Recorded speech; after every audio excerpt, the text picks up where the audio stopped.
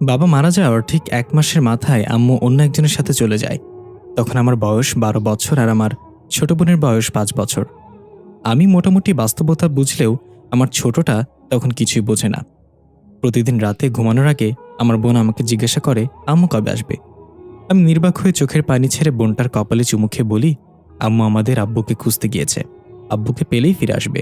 আমার নাম আইদ আহমেদ, আমার ছোট বোনটার নাম সোহানা ইসলাম। মা চলে যাওয়ার পর আমার কাকারা মিলে এসেছিল আমাদের ভাই বোনকে এতিমখানায় রেখে আসবে। আমি তখন এতটুকু বুঝেছিলাম কাকারা আমাদের ঘরবাড়ি নিজেদের নামে করে নিতে চাইছে, তাই আমি রাজি হইনি এতিমখানায় যেতে। আমি বলেছিলাম আব্বু রেখে যাওয়া এই বাড়ি থেকে আমরা ভাই বোন কোথাও যাব না, আমি আমার বোনকে লালন পালন করব, আপনাদের কাউকে দরকার নেই। কিন্তু কাকারা জোর জবরদস্তি করে আমাদের কাছ থেকে ঘর বাড়ির দলিলে টিপসই নিয়ে আমাদের ভাই বোনকে একটা এতিমখানায় দিয়ে আসে শহরে। এতিমখানায় গিয়ে দেখতে পেলাম আমাদের মতো আরও অনেক বাচ্চা সেখানে, কিন্তু আনি তো এখানে থাকবে না। আমি আর আমার বোন কোনো নিয়ম শৃঙ্খলার শিকলে বাধা পড়তে চাই না। একদিন সুযোগ বুঝে এতিমখানা থেকে বোনকে নিয়ে পালিয়ে আসলাম। আসার সময় একটা বিড়াল ছানা সাথে করে নিয়ে আসে সোহানা। বিড়াল ছানার নাম দেয় জুজু।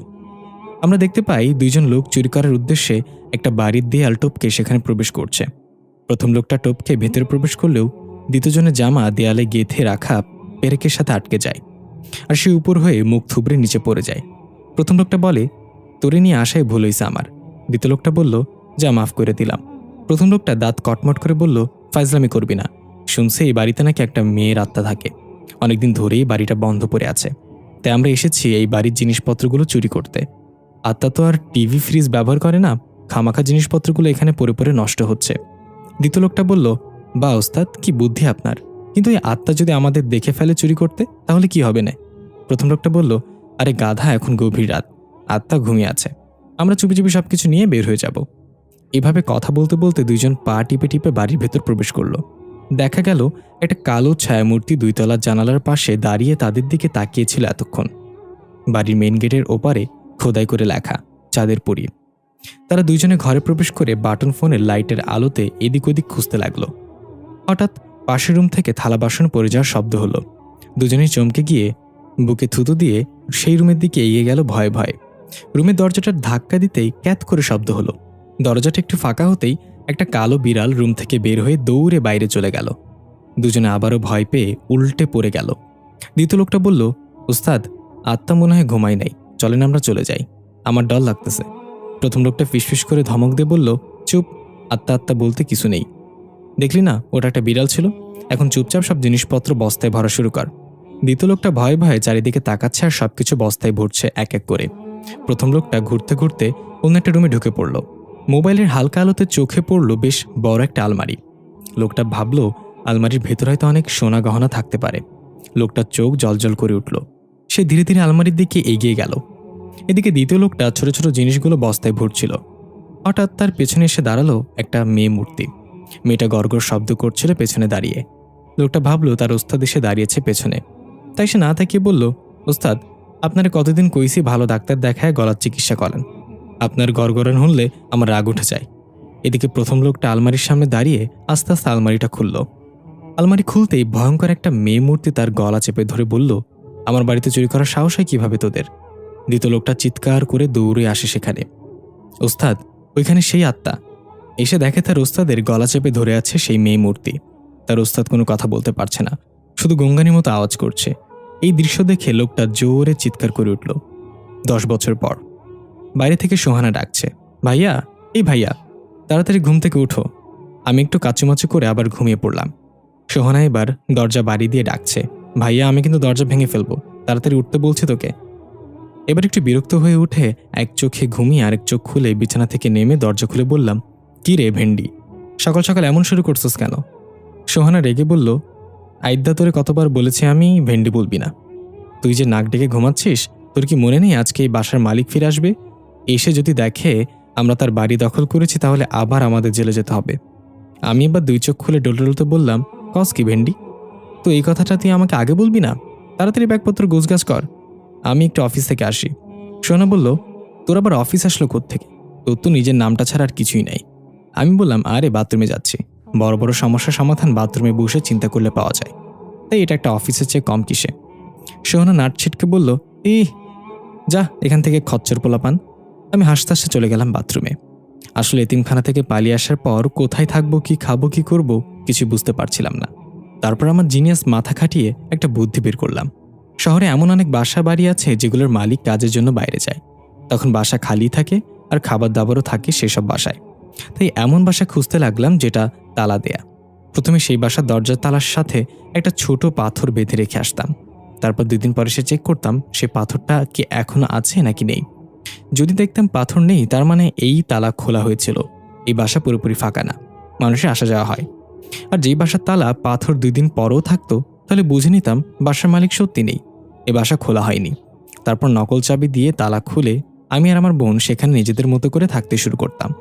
মালিক আসার আগে আমরা আবার সেই বাসা ত্যাগ করতাম, আবার অন্য বাসা খুঁজে নিতাম। এইভাবেই 3 বার ধরা পড়ে জেলে গিয়েছিলাম, কিন্তু আমি কুকুরের লেজ, আমি কি সোজা হব নাকি? এভাবেই বিভিন্ন লাক্সারিয়াস বাসায় তাদের খাবার দাবার খেয়ে জীবন চলে যাচ্ছে। সোহানাও অনেক হ্যাপি। আমাদের ভাই বোনের কোনো চিন্তা নেই, না ভবিষ্যৎ আর না অতীত। বর্তমান নিয়ে দারুণ কাটছে আমাদের। সোহানা ডেকে বলল, ভাইয়া তাড়াতাড়ি কর, বাইরে গাড়ি এসে থেমেছে, হয়তো মালিক চলে এসেছে। এটা শুনে আমি ব্রাশ মুখে নিয়েই দৌড়ে বের হয়ে নিজের ব্যাগ কাঁধে নিয়ে বললাম, চল চল, পেছনের দরজা দিয়ে বের হতে হবে এখন। জুজু কোথায়? সোহানা বলল, আরে ওর কথা তো মনেই নাই। জুজু কই তুই? জুজু? আমি জানলা দিয়ে দেখলাম একটা টাকওয়ালা মাথা গাড়ি থেকে নামছে, সাথে তার 2 বাচ্চা আর বউ। তারা গাড়ি থেকে নেমে বাসার দিকে আসছে। আমি বললাম, সোহানা জলদি জুজুকে নিয়ে আয়, তারা আসছে। সোহানা জুজুকে খুঁজতে খুঁজতে দেখলো ফ্রিজের ওপর চিটপাটাং হয়ে ঘুমিয়ে আছে। সোহানা গিয়ে জুজুকে কোলে নিয়ে তাড়াতাড়ি এসে বলল, ভাইয়া চল। জুজু চোখ খুলে ম্যাও করে উঠল, হয়তো বলছে যে আমাকে আরেকটু ঘুমাইতে দে বাল। আমি আর সোহানা তাড়াতাড়ি পেছনের দরজা দিয়ে বের হয়ে গেলাম।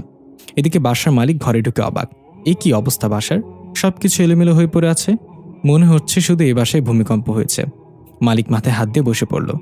আমি আর সোহানা একটা পার্কে এসে নিজেদের ব্যাগপত্র রেখে বসলাম। সোহানা জুজুর মাথায় হাত বোলাতে বোলাতে বলল, এখন আবার কোন বাসা? আমি বললাম, আরও কয়েকটা বাসায় তালা পাথর রেখেছি, গিয়ে দেখতে হবে কোনটায় পাথর আছে, সেখানেই থাকবো। সোহানা বলল, ভাইয়া আমার খিদে পেয়েছে, আইসক্রিম খাবো। আমি বললাম, খিদে লাগলে আইসক্রিম কেন খাবি তুই? তুই অন্য কিছু খা, রুটি খা, বিস্কিট খা। সোহানা বলল, যা, ওসব খাই কুত্তারা, তোর কি আমার কুত্তা মনে হয় নাকি? আমি বললাম, অ্যানি সন্দেহ। সোনা রেগে বলল, তুই কুত্তা, এখন আমার জন্য আইসক্রিম আনবি, না হলে আমি চিল্লায় লোক জড়ো করে বলবো তুই আমার কিডন্যাপ করে নিয়ে যাচ্ছিস। এখন বল, আইসক্রিম খাওয়াবি নাকি গণধোলাই খাবি? আমি ভ্রুকুচকে বললাম, তোর মতো বোন যার আছে তার শত্রু দরকার নাই, এখানে বস, আমি আইসক্রিম নিয়ে আসছি। আমি উঠে চলে গেলাম আইসক্রিম আনতে। এখনও সকাল হওয়ায় তেমন দোকানপাট খোলা হয়নি। আইসক্রিমের দোকান খুঁজতে খুঁজতে অনেক দূরে চলে আসলাম। অবশেষে পেয়ে গেলাম। একটা আইসক্রিম কিনে যখনই চলে আসতে যাব, এখনই ভুলবশত একটা মেয়ের সাথে ধাক্কা খেলাম। আমার হাত থেকে আইসক্রিমটা পড়ে গেল। আমি রাগ হয়ে কিছু বলতে যাব, তার আগে মেয়েটা বলল, ওই মিয়া, চোখ কি পেছনের পকেটে নিয়ে ঘোরেন নাকি? আশেপাশে দেখে চলতে পারেন না? আমি হাঁ করে তাকিয়ে আছি মেয়েটার দিকে। মেয়েটা কি বলছে তার একটা কথা আমার কানে ঢুকছে না। আমি শুধু ওর কথা বলার অঙ্গিভঙ্গিগুলো দেখে মুচকে মুচকে হাসছি। এত সুন্দর মানুষ হয় নাকি? এজন্য জান্নাত থেকে পালিয়ে আসা হুর। গালের টোল পরা মেয়েটার সৌন্দর্য আরো দ্বিগুণ বাড়িয়ে দিয়েছে। হালকা লালচে চুলগুলো সকালে স্নিগ্ধ বাতাসে উড়ছে। মেয়েটা বারবার চুলগুলো হাত দিয়ে কানের পেছনে সরিয়ে দিচ্ছে। আমার উপর রাগ দেখিয়ে মেয়েটা চলে গেল। আমি এখনও সেভাবেই দাঁড়িয়ে আছি। মেয়েটার ঘোর যেন কিছুতেই কাটছে না আমার চোখ থেকে। হঠাৎ মনে পড়ল সোহানা পার্কে বসে আছে আইসক্রিমের জন্য। আমি হুশে এসে তাড়াতাড়ি আরেকটা আইসক্রিম কিনে যেতে লাগলাম পার্কের দিকে। আইসক্রিমের দোকান খুঁজতে খুঁজতে অনেক দূর চলে এসেছি। হঠাৎ আমার চোখ গেল রাস্তা থেকে একটু দূরে অনেক বড় একটা বাড়ির দিকে। বাড়িটা সম্পূর্ণ সাদা রঙের। একটু এগিয়ে গিয়ে দেখলাম বাড়ির গেটে তালা দেয়া। আমার মনে লাড্ডু ফুটল। একটা ছোট পাথর উঠিয়ে তালার উপর রেখে দিলাম। যদি এই বাড়িতে কেউ না থাকে তাহলে আগামীকাল এখানে আসবো থাকার জন্য। গেটের উপরে তাকিয়ে দেখলাম সেখানে লেখা চাঁদের পরী।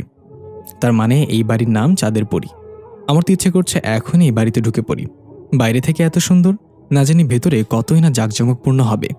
তালার উপর পাথরটা রেখে তাড়াতাড়ি করে পার্কে চলে এলাম। এদিকে আমরা দেখি বাড়ির জানালা দিয়ে কেউ একজন আইদের উপর নজর রাখছে। আইদ সেখানে থেকে চলে যাওয়ার পর জানালার একটা কাঁচ ঠাস করে ভেঙে গেল। পার্কে এসে দেখলাম সোহানা এক মন অন্যদিকে তাকিয়ে কি যেন দেখছে। খেয়াল করলাম একটা মহিলা তার 5 থেকে 6 বছরের বাচ্চা মেয়েকে নিয়ে খেলা করছে। বুঝতে পারলাম সোহানা আবার মায়ের কথা মনে করে মন খারাপ করে বসে আছে। আমি গলা খাকুনি দিয়ে বললাম, ভেন্ডি, এই না তোর আইসক্রিম। সোহানা চমকে গিয়ে এদিকে তাকিয়ে বলল, আরেকবার যদি আমাকে ভেন্ডি কস তাহলে তোর দাঁত খুলে এমন জায়গায় লাগিয়ে দিব যেখানে দাঁতের কোনো দরকার নেই। আমি একটু চিন্তা করে বুঝলাম ও কোথায় লাগানোর কথা বলেছে, তাই বললাম, চেতিস না, না আইসক্রিম খা। সোহানা আইসক্রিমের প্যাকেট খুলে দেখলো শুধু একটা কাঠি, আর আইসক্রিম গলে একদম পানি হয়ে গেছে। এটা দেখে সোহানা সেটা ফেলে দিয়ে ব্যাস ভ্যা করে কান্না করে দিল। আমি ওকে বোঝাতে লাগলাম, দেখ বইন, অনেক দূর থেকে আনছি, তাই গলে গেছে, কান্দিস না, আমি তাকে আবার কিনে দেব। কিন্তু সোহানা বাচ্চাদের মতো করে কান্না করেই যাচ্ছে।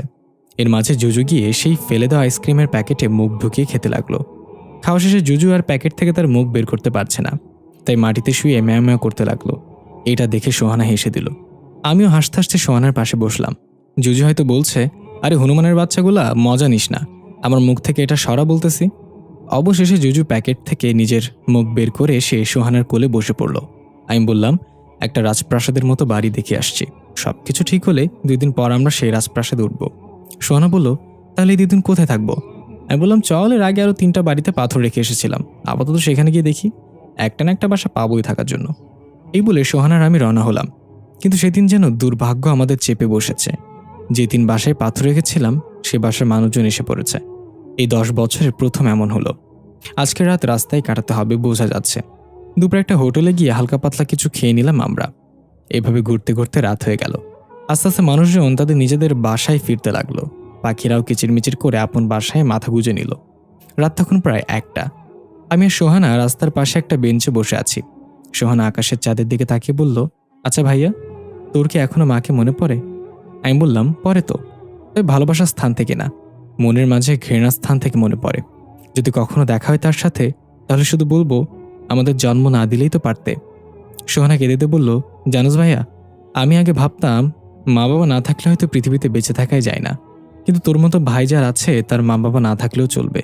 পরের জন্ম বলে যদি কোনো কিছু থাকে, তাহলে সেই জন্মেও সৃষ্টিকর্তার কাছে তোকেই ভাই হিসেবে চাইবো আমি। আমি কিছুক্ষণ সোহানার দিকে তাকিয়ে থেকে চোখের পানি লুকিয়ে বললাম, কিন্তু আমি তোকে পরের জন্মে বোন হিসেবে চাই না। সৃষ্টিকর্তার কাছে চাইবো পরের জন্মে যেন আমাকে একটা কিউট পরীর মতো দেখতে বোন দেয়। সোনা রেগে বলল, তার মানে আমি কিউট না? আমি বললাম, ভুলেও এই কথা মুখে আনিস না, তোরে দেখলে মনে হয় মূলার জন্ডিস হয়েছে। সোনা আরও রেগে আমাকে কিল ঘুষে মারতে মারতে বলল, কুত্তা, তোর 7 জন্মের ভাগ্য আমার মতো বোন পাইছোস, নিজের চেহারা দেখছোস, পোকায় খাওয়া আমের মতো দেখা যায় তোরে। আমি হাসতে লাগলাম। এর মাঝেই মনে হলো কেউ ফুপিয়ে ফুপিয়ে কান্না করছে। আমি বললাম, ভেন্ডি, তুই কি শুনছোস কেউ কান্না করছে? সোহানা কান পেতে বলল, হ্যাঁ, একটা মেয়ের কান্নার আওয়াজ এটা, কিন্তু এটা আসছে কোথা থেকে? আমি উঠে চারিদিকে খুঁজতে লাগলাম। বুঝতে পারলাম রাস্তার ওপাশে বড় গাছটার পেছন থেকে আসছে কান্নার আওয়াজ। সোহানা আর আমি সেদিকে এগিয়ে গেলাম। জুজু বেঞ্চের উপর ঘুমিয়েছিল। রাস্তায় কোনো মানুষ বা গাড়ি কিছুই নেই। দূর থেকে মাঝে মাঝে কুকুরের ডাক ভেসে আসছে। আমরা দুজন ধীরে ধীরে রাস্তার এপাশ থেকে গাছের কাছাকাছি আসতেই কান্নার শব্দটা বন্ধ হয়ে গেল। একটু অবাক হলেও আস্তে আস্তে গাছের পেছনে এসে দেখলাম সেখানে কেউ নেই। তাহলে কি আমরা দুজন এতক্ষণ ভুল শুনলাম? সোহানার আমি একে অপরের দিকে তাকিয়ে আছি। আমি গাছটা চারিদিকে ঘুরে দেখতে লাগলাম, আশেপাশে তাকিয়ে বোঝার চেষ্টা করলাম এখানে কেউ ছিল নাকি। হঠাৎ সোহানা ডাক দিল, ভাইয়া, ওটা কি? আমি দেখলাম সোহানা রাস্তার ওপাশে আঙুল দিয়ে ইশারা করে ভয়ার্থ চোখে তাকিয়ে আছে। আমি দেখলাম সেই বেঞ্চের ওপর সাদা 3 পিস পরা একটা মেয়ে আকৃতির বসে ঘুমন্ত জুজুর মাথায় হাত বুলিয়ে দিচ্ছে। চুল দিয়ে মেয়েটার মুখ ঢেকে আছে বিধায় তার চেহারা দেখা যাচ্ছে না। সোহানা বলল, ভাই, ওটা পেতনি, ও জুজুর ক্ষতি করবে। আমি হেসে বললাম, পাগল নাকি তুই? এসব ভূত পেতনি মানুষের কল্পনার মন গড়া কথা, চল গিয়ে দেখি সে কে। আমি এগিয়ে যেতে লাগলাম। সোহানা শক্ত করে আমার হাত ধরে পেছন পেছন আসলো। আমি গিয়ে সামনে দাঁড়িয়ে কিছু বলার আগে মেয়েটা বলে উঠল, ঘুম হলো মৃত্যুর প্রথম ধাপ। যদি বিড়ালটার আত্মা এখনো শরীরে ফিরে না আসে, তাহলে আমরা সেটাকে মৃত্যু বলে থাকি। আমি আর সোহানা একে অপরের দিকে অবাক চোখে তাকিয়ে বললাম, কে আপনি? তখন একটা দমকা হাওয়া এসে মেয়েটার চেহারার উপর থেকে চুলগুলো সরিয়ে দিল। আমি হা করে তাকিয়ে রইলাম। এটা সেই সকালে দেখা হওয়া মেয়েটা। সাদা 3 পিসের সাথে মেয়েটার গায়ের রং যেন একদম মিলেমিশে একাকার। আমি হা করে তাকিয়ে থাকতে দেখে সোহানা বলল, মুখ বন্ধ কর, গন্ধ বের হচ্ছে। আমি মুখ বন্ধ করে থতমত খেয়ে গেলাম। আপনি আপনি এত রাতে এখানে কি করছেন? মেয়েটা বলল, বাসা থেকে ঝগড়া করে বের হয়ে এসেছি। 7 মাস সারাদিন ঘ্যান ঘ্যান করে কানের কাছে, আর ভালো লাগে না। তাই মাঝে মাঝে আমি রাতের নিস্তব্ধ শহরের অলিগলি দিয়ে ঘুরে বেড়াই। আমি বললাম, ও আচ্ছা, তাহলে আমার বাড়িতে আপনাকে স্বাগতম মিস নাম না জানা পড়ি। সোনা বলল, তোর আবার বাড়ি আসলো কোত্থেকে? আমি সোনার কানে কাছে গিয়ে ফিসফিস করে বললাম, পুরো পৃথিবীই তো আমার বাড়ি, তুই চুপ থাক, বড় ভাই সেটিং হচ্ছে সেটা উপভোগ কর। মেয়েটা বলল, আমি শুনে ফেলেছি, এসব সেটিং ফিটিংয়ের কথা বাদ দাও। এখন বলো তোমরা এত রাতে এখানে কেন? তোমাদের বাড়ি কোথায়? সোহানা সত্যিটা বলার জন্য মুখ খুললে আমি ওর মুখ চেপে ধরে বললাম, আসলে আমরা ভাই বোন মাঝে মাঝে আপনার মতোই রাতে ঘোরাফেরা করি। শহরের শেষ মাথায় যে সাদা রঙের একটা বড় বাড়ি আছে, সেটাই আমাদের বাড়ি। সময় পেলে কখনো আইসেন, চা কফি খাবেন, প্রেম হলে হবে, না হলে নাই। মেয়েটা সুন্দর করে একটা হাসি দিয়ে জুজুর দিকে তাকিয়ে বলল, আপনাদের বিড়ালটা অনেক কিউট। বিড়ালটার সাথে দেখা করার জন্য হলেও আমি আসবো আপনাদের বাসায়। সোহানা বলল, তোমার চেহারা তো উজ্জ্বল কিভাবে? দেখে মনে হচ্ছে চেহারা থেকে আলো ছড়াচ্ছে। কোন সোনো মাখো চেহারায়? মেয়েটা হেসে বলল, আমরা কোনো ক্রিম মাখি না, আমরা জন্মের পর থেকেই এমন হই। তবে বড় হওয়ার সাথে সাথে আমাদের আচার আচরণ অনুযায়ী সৌন্দর্য বৃদ্ধি বা লোপ পায়। যার আচরণ যত সুন্দর, তার সৌন্দর্য তত উজ্জ্বল। এবার আমি একটু অবাক হয়ে জিজ্ঞেস করলাম, আমরা মানে? মেয়েটা একটু থতমত খেয়ে বলল, আমরা মানে মেয়েরা। মেয়েদের সৌন্দর্য তার ব্যবহারে ফুটে ওঠে। আপনার বোন অনেক সুন্দর, নিজের যত্ন নিও সোহানা, তাহলে নিজেই নিজের উপর ক্রাশ খাবে। সোহানা একটু লজ্জা পেয়ে আমাকে বলল, দেখ, অন্যরা ঠিকই বুঝলো আমি সুন্দরী, তুই বুঝলি না। এবার টাকা জমিয়ে তোকে ভালো কোনো চোখের ডাক্তার দেখাবো। আমি সোহানার কথা এড়িয়ে বললাম, আচ্ছা আপনার নাম কি? মেয়েটা বলল, আমার এখন যা করছি তাই আমার নাম। এই বলে মেয়েটা সুন্দর করে হেসে চলে যেতে লাগলো। আমরা এখন যা করছি তাই ওর নাম। আমরা এখন কি করছি? কি বলে গেল মেয়েটা? নাম কি ওর? কথার আগামাথা কিছুই বুঝলাম না। সোনা বলল, আরে গাধা, ওর নামই কথা। আমি বুঝতে পেরে জোরে রাগ দিলাম, কথা? আবার দেখা হবে। মেয়েটা একবার ঘুরে তাকিয়ে মন পাগল করা হাসি দিয়ে চলে গেল। আমি বুকের বাঁ পাশে হাত দিয়ে বেঞ্চে বসে পড়লাম। জুজু লেজের উপর আমার পা পড়াতে জুজু লাফ দিয়ে উঠে ওর ভাষায় আমাকে গালি দিল, হালার পুত, দেখে শুনে বসতে পারস না? সোনা বলল, ভাইয়া কি হয়েছে? বুকে হাত দিয়ে রাখছিস কেন? তোর কি হার্ট অ্যাটাক হচ্ছে নাকি? আমি সোহানার গাল টেনে দিয়ে বললাম, না রে ভেন্ডি, তোর ভাইয়া প্রেমে পড়েছে। সকালে সূর্যটা উঁকি মারছে গাছের পাতার ফাঁক দিয়ে। আমি উঠে গেলাম ঘুম থেকে। বেঞ্চে হেলান দিয়ে ঘুমিয়ে গিয়েছিলাম। সোহানা আমার রানের উপর মাথা রেখেই ঘুমিয়েছিল, তাই আমি নড়াচড়া করলাম না। ও আরেকটু ঘুমাক। এক পলকে সোহানার ঘুমন্ত মায়াবী চেহারার দিকে তাকিয়ে রইলাম। আমি যতই মজা করি না কেন ওর সাথে, আমি তো জানি আমার বোনটা একটা কিউটের ডিব্বা, কোনো পরিচ্ছে কম না। হয়তো বাবা মা থাকলে আমাদের জীবনটা আজ এরকম হতো না। আমাদের জীবনটা খুবই বৈচিত্র্যময়। বেঁচে থাকতে হলে মানিয়ে নিতে হবে, আর যারা মানিয়ে নিতে পারে না তারাই দিন শেষে আত্মহত্যা করে। এর মাঝে সোহানা উঠে শোয়া থেকে না উঠে আমাকে এভাবে তাকিয়ে থাকতে দেখে বলল, কিরে, এভাবে কি দেখোস? আমি একটু হেসে বললাম, না, দেখতেছি তুই আমার বোন হইলি কিভাবে। কোথায় আমি নায়কের মতো দেখতে, আর তুই ফকিন্নির মতো, কোনো মিলই নাই আমাদের। সোহানা উঠে মোড়ামুড়ি দিয়ে বলল, সকাল সকাল মুখটা খারাপ করব না, এখন টাকা থাকলে নাস্তা নিয়ে আয় যা, পেটের ভেতর চৌচৌ করছে ক্ষুধায়। আমি উঠে চলে গেলাম। পকেটে হাত দিয়ে দেখলাম যা টাকা আছে তা দিয়ে শুধু একজনের নাস্তাই হবে। একটু চিন্তা করে সোহানার জন্য 2টা পরাটা আর ভাজি নিয়ে নিলাম সেই টাকা দিয়ে। খিদে তো আমারও খুব পেয়েছে, কিন্তু আমার বোনের ক্ষুধার্ত মুখটা আমি দেখতে পারবো না, তাই হোটেল থেকে 2 গ্লাস পানি খেয়ে নিজের খিদা মিটিয়ে নিলাম। পরোটা নিয়ে সোহানার হাতে দিয়ে বললাম, উফ, আজকে 3টা পরোটা খেয়ে এসেছি হোটেল থেকে, তোর জন্য 2টা আনছি, এবার এটা নিয়ে কান্নাকাটি করিস না কিন্তু। সোহানা পরোটার ব্যাগটা হাতে নিয়ে আমার দিকে কিছুক্ষণ তাকিয়ে থাকলো। তারপর একটা পরোটা আমার দিকে এগিয়ে দিয়ে বলল, আমি আমার ভাইয়ের মুখ দেখলেই বলে দিতে পারি কয়টা পরোটা খেয়েছে। আমি হালকা হেসে বললাম, এত বুঝোস কিভাবে তুই? সোনা বলল, কারণ আমি তোর বোন। আমি হেসে দিলাম। ভাই বোন মিলে ভাগাভাগি করে নাস্তা করে নিলাম। জুজুকেও অল্প কিছু খাওয়ালাম। তখনই দেখলাম একটু দূরে দাঁড়িয়ে সে রাতের মেয়েটা আমাদের দিকে তাকিয়ে হাসি মুখে দাঁড়িয়ে আছে। তাকে দেখে তো আমার ভেতরে আবার উথাল পাথাল শুরু হয়ে গেল। সোহানা মেয়েটাকে লক্ষ্য করে হাতের ইশারায় ডাক দিল। মেয়েটার হাতে একটা কাপড়ের ব্যাগ ছিল। মেয়েটা এগিয়ে এসে বলল, তোমরা এখনো এখানে? রাতে বাসায় যাওনি? আমি আমতামতা করে কিছু বলার আগেই মেয়েটা ব্যাগ থেকে কিছু মজাদার খাবার বের করে আমাদের সামনে রাখলো। খাবারগুলো দেখে জিভে পানি চলে আসলো। তবুও ভদ্রতার খাতিরে বললাম, এসব কেন? মেয়েটা বলল, আমি কাল রাতে জুজুকে দেখে বুঝেছিলাম ও অনেক দুর্বল, তাই বুঝে নিয়েছিলাম তোমরা একটু অভাবে আছো। আমাকে মিথ্যা না বললেও হতো, আমি জানি তোমরা কিভাবে কোথায় থাকো। আমি একটু লজ্জা পেয়ে বললাম, আপনি কিভাবে জানেন? সেসব কথা না হয় পরে হবে, এখন পেট পুরে খেয়ে নাও, আমি নিজের হাতে রান্না করে এনেছি। এ বলে আমাদের দিকে খাবারের বাটি এগিয়ে দিল। সোহানা বলল, তুমিও খাও আমাদের সাথে। মেয়েটাই একটু হেসে আমাদের সাথে খেতে বসলো রাস্তার পাশের বেঞ্চের ওপর। এত সুস্বাদু খাবার আমি কোনোদিনই খাইনি। চুরি করে অনেক বড় বড় রেস্তোরাঁ থেকে খাবার খেয়েছি, বড় লোকদের বাসায় ফ্রিজে থাকা দামি দামি খাবার খেয়েছি, কিন্তু এটা সম্পূর্ণ আলাদা, এই জন্য এক অন্য জগতের খাবার। হঠাৎ সোহানা কেমন যেন করে মাথা ঘুরিয়ে সেখানে পড়ে গেল। আমি ঘাবড়ে গিয়ে বললাম, সোহানা, কি হয়েছে তোর? সোহানা। তাকে দেখলাম মেয়েটার মুখে অদ্ভুত একটা হাসি। আমি বুঝে গেলাম এই খাবারে কিছু মেশানো ছিল। আমি বলতে যাব, কি খাওয়ালেন এগুলো আমাদের? তখনই আমার মাথা ভো ভো করে ঘুরতে লাগলো। সবকিছু ঝাপসা দেখছি চোখে। আমিও জ্ঞান হারিয়ে সেখানে লুটিয়ে পড়লাম। যখন জ্ঞান ফিরল, আমি দেখলাম একটা বড় গাছের ছায়ার নিচে আমি শুয়ে আছি। গাছ থেকে বাতাসের লাল পাতাগুলো ঝরে পড়ছে, বিভিন্ন রঙের প্রজাপতি উড়ে বেড়াচ্ছে চারিদিকে। আমি ধীরে ধীরে উঠে দাঁড়ালাম। কোথায় আছি আমি তা বোঝার চেষ্টা করলাম।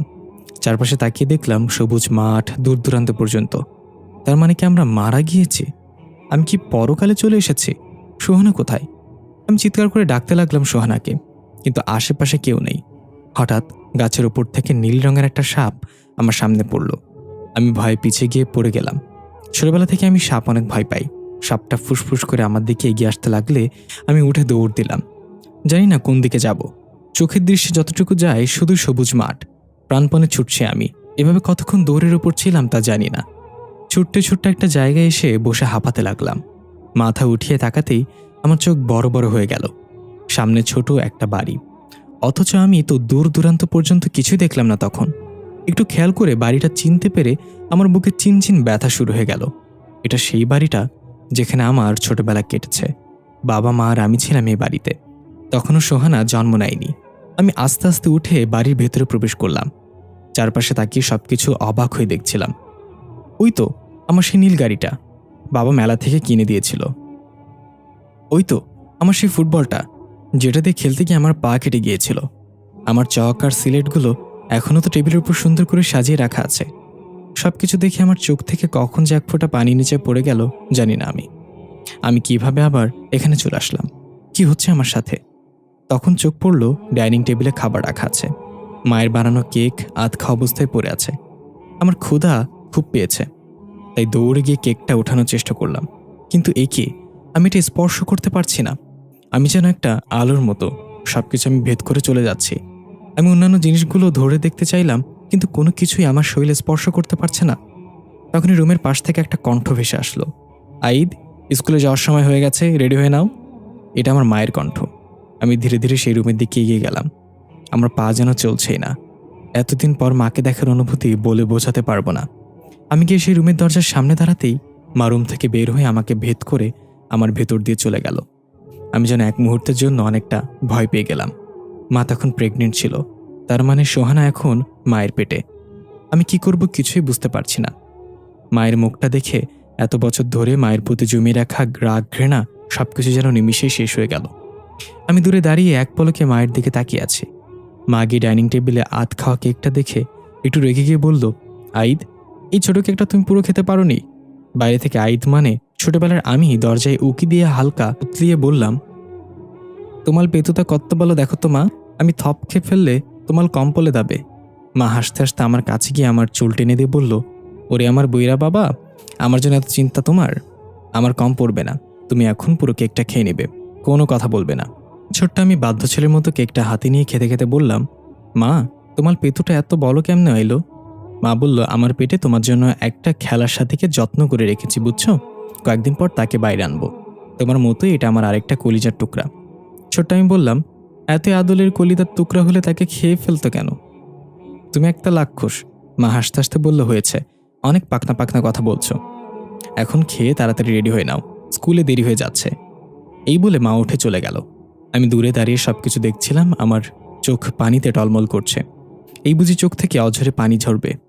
মা আমাকে কতই ভালোবাসতো।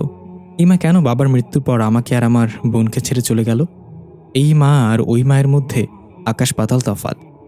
আমার সব হিসাব এলোমেলো হয়ে যাচ্ছে। তখনই ছোট্ট আমি আমার দিকে তাকিয়ে অদ্ভুত একটা হাসি দিয়ে বলল, কেক খাবে? আমি অবাক হয়ে কিছু বলতে যাব, তার আগে অদ্ভুত একটা সাদা রশ্মি এসে আমার চোখে পড়ল। আমি আর কিছু দেখতে পেলাম না সামনে। চোখ বন্ধ করে ডাকতে লাগলাম, মা, আমি এসেছি। মা, আমার সাথে একটু কথা বলো, অনেক মনে পড়ে তোমাকে। হঠাৎ একটা গালে কারো থাপ্পড় পড়তে আমি চোখ খুলে দেখলাম সোহানা আমার পাশে বসে আছে। আমি এখনও সে রাস্তার পাশে বেঞ্চের ওপর শুয়ে আছি। আমাকে চোখ খুলতে দেখে সোহানা বলল, কি রে, কোন জগতে ছিলি তুই? মাকে কেন রাখছিলি বারবার? কি হয়েছে তোর? আমি ধরফর করে উঠলাম। কি হয়েছিল আমাদের? ওই খাবারে কি মেশানো ছিল? কথা নামের মেয়েটা কোথায়? তুই ঠিক আছিস তো? সোহানা বলল, হ্যাঁ, আমি ঠিক আছি। জানি না ওই মেয়েটা কোথায় চলে গেল। আমি যখন হুঁশে আসলাম তখন তুই এখানে পড়েছিলি। না কোনো মেয়ে ছিল না কোনো খাবার। তোকে অনেকক্ষণ ধরেই জাগানোর চেষ্টা করছিলাম আমি, কিন্তু তুই উঠছিলি না। পরে শুনলাম তুই মা করছিস, তাই থাপ্পড় মারতে তুই উঠে গেলি। আমি গালে হাত দিয়ে বললাম, তুই আমাকে থাপ্পড় মারছোস? তোরে আমি বদদোয়া দিলাম পরের জন্মে যেন তুই টিভি রিমোটে জন্ম নেস। আর মানুষ তোর ব্যাটারি শেষ হয়ে গেলে যেন থাপড়াইয়া থাপড়াইয়া চালায় তোরে। সোনা বলল, চুপ থাক, এখন বল এটা কি হলো? মেয়েটা নিচ থেকে এসে আমাদের খাবার দিল, তারপর আমরা জ্ঞান হারিয়ে ফেললাম। উঠে মেয়েটাকে আর দেখতে পেলাম না। এতটুকু তো শিওর যে মেয়েটা কোনো মানুষ ছিল না, অন্য জগতের কেউ ছিল। আমি একটু ভেবে বললাম, জানি না সে কে ছিল, তবে আমাকে এমন কিছু দেখিয়েছে যা এখন আমাকে ভাবাতে বাধ্য করছে। আচ্ছা ভেন্ডি শোন, আমাদের মা যে অন্য কারোর সাথে চলে গেছে এটা আমরা আমাদের কাকা আর প্রতিবেশীর কাছ থেকে শুনেছি। আমরা তো কখনো যাচাই করে দেখিনি এটা কি আদৌ সত্যি ছিল নাকি আমাদের মায়ের থেকে আলাদা করার একটা ষড়যন্ত্র। সোহান একটু অবাক হয়ে বলল, হঠাৎ করে তোর এসব চিন্তা হচ্ছে কেন ভাইয়া? আমরা তো মাকে ঘৃণা করি। সে আমাদের ছেড়ে তখন চলে গেছে যখন তাকে আমাদের সবচেয়ে বেশি দরকার ছিল। আমি বললাম, সব সত্যি সবসময় সত্যি হয় না বোন। হলো তোকে একটা গল্প শোনাই। এক গ্রামে দুই বন্ধু ছিল। একজনের নাম সত্য, আরেকজনের নাম মিথ্যা। তারা দুজন দেখতে একই রকম ছিল। মানুষ তাদের আলাদা আলাদা পোশাক দেখে তাদেরকে চিনতে পারত। তারা দুজন একদিন জঙ্গলে শিকার করতে গেল। শিকার করতে করতে জঙ্গলের অনেক গভীরে তারা একটা বড় পানির কূপ দেখতে পেল। তারা দুজন ঠিক করলো এখানে তারা গোসল করবে। তাই নিজেদের কাপড় খুলে কূপের উপর রেখে কূপে নেমে পড়লো গোসল করার জন্য। সত্য ছিল অনেক সাহসী, তাই সে আগে কূপে নামলো। এদিকে মিথ্যা সবসময় সত্যের উপর হিংসা করত, কারণ সবাই সত্যকে বেশি ভালোবাসত।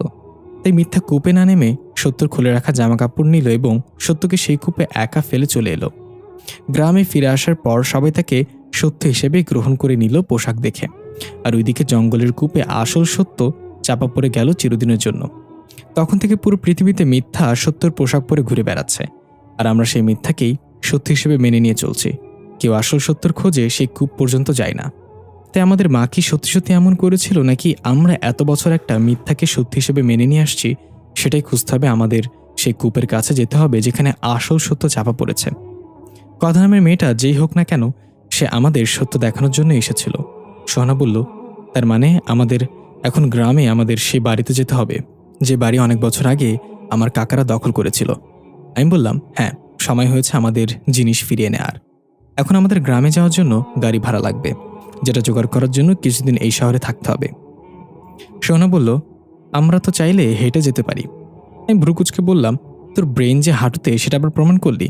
560 মাইলের রাস্তা তুই হেঁটে যাবি, তাই না? সোহানা বলল, তাহলে কোথায় থাকবো আমরা, আর টাকার জোগাড় করবো কিভাবে? আমি একটু চিন্তা করে বললাম, চল গিয়ে দেখি সেই চাঁদের পরিতে আমাদের জন্য জায়গা হয় কিনা। আমরা রওনা হলাম সেই বাড়ির উদ্দেশ্যে। জুজুর খাবারের ঘোর এখনো কাটেনি, সে এখনো ঘুমিয়ে আছে। সোহানা জুজুকে কোলে নিয়ে নিল। আমরা গিয়ে চাঁদের পরি বাড়ির সামনে দাঁড়ালাম। চেক করে দেখলাম আমার রেখে যাওয়া পাথরটা এখনো আছে। তার মানে এই বাড়ি সম্পূর্ণ ফাঁকা। খুশি হয়ে সোহানাকে বললাম, চাবির ছড়াটা দে। সোহানা জুজুকে নিচে রেখে ব্যাগ থেকে চাবির ছড়াটা বের করে এগিয়ে দিল। এখানে অনেক নকল চাবি আছে, সব রকম তালা খোলার চাবি মজুদ আছে আমার কাছে। আমি চারদিকে তাকিয়ে দেখলাম কেউ আছে নাকি আশেপাশে। কাউকে দেখতে না পেয়ে গেটের তালা খুলে ফেললাম। অনেকদিন বন্ধ থাকায় গেটে ঝংঝার ধরে খুব টাইট হয়ে গেছে। জোরে ধাক্কা দিতেই ক্যাচ শব্দ করে গেটটা খুলে গেল। একটা গরম বাতাস আমার শরীরে এসে লাগলো গেট খোলার সাথে সাথে। আমার মনে হলো কিছু একটা আমার শরীর ভেদ করে চলে গেল। আমাকে এভাবে দাঁড়িয়ে থাকতে দেখে পেছন থেকে সোহানা বলল, কি রে ভাইয়া, কি হয়েছে? ভেতরে যাচ্ছিস না কেন? আমি বললাম, না এমনি, আই ভেতরে যাই আমরা। এই বলে ভেতরে পা রাখতেই শরীর কেমন যেন এক শিহরণ বয়ে গেল। ততক্ষণ জুজু চোখ খুলেছে। সোহানা খেয়াল করলো জুজু এক দৃষ্টিতে বাড়ির দোতলায় তাকিয়ে আছে ভয়ার্ত চোখে। ও যেন কাউকে দেখে ভয় পাচ্ছে। সোহানা দোতলার দিকে তাকিয়ে কিছু দেখতে পেল না। তেমন একটা পাত্তা না দিয়ে সোহানা জুজুকে কোলে নিয়ে গেটের ভেতরে পা রাখতেই জুজু চিৎকার করতে লাগলো। আর দুজনে অনেক অবাক হয়ে গেলাম। জুজু অনেক শান্ত প্রকৃতির, ও কখনো এমন চিৎকার করে না। আজ হঠাৎ এমন করছে কেন? জুজু সোহানার হাতে কামড় দিয়ে কোল থেকে লাফ দিয়ে দৌড়ে নেমে গেটের বাইরে চলে গেল। ও যেন এই বাড়িতে ঢুকতেই চাচ্ছে না। কিন্তু কেন? আমরা দেখতে পাই দোতলার জানালা দিয়ে একটা কালো ছায়া আইদ এবং সোহানার উপর নজর রাখছে। তার পেছনে সাদা কাপড়ে মোড়ানো একটা লাশ ফ্যানের সাথে ঝুলে আছে। কালো ছায়াটা হিংস্র পশুর মতো গড়গড় শব্দ করছে। সোহানা একটু রেগে গিয়ে আবার গেটের বাইরে গিয়ে জুজুকে ধরে এনে আবার ভেতরে প্রবেশ করলো। আমি সোহানাকে বললাম, এই বাসাটা কেমন যেন একটু অদ্ভুত মনে হচ্ছে আমার কাছে। কেমন যেন একটা নিস্তব্ধতা ছেয়ে আছে। এখানে বাতাস অনেক ভারী লাগছে। চল আমরা চলে যাই, অন্য কোনো বাসা দেখব। সোহানা বলল, না আমি যাব না। এত সুন্দর রাজপ্রাসাদের মতো বাড়িতে 2 দিন না থাকতে পারলে সারা জীবন আফসোস থেকে যাবে। বাড়িটা অনেকদিন ধরেই বন্ধ পড়ে আছে, একটু অদ্ভুত লাগছে। আমরা থাকা শুরু করলেই সব ঠিক হয়ে যাবে। আমি সোহানার কথা মেনে অজ্ঞতা রাজি হয়ে গেলাম। বাসার ভিতরে প্রবেশ করে দেখলাম এ যেন সত্যি সত্যি রাজপ্রাসাদ।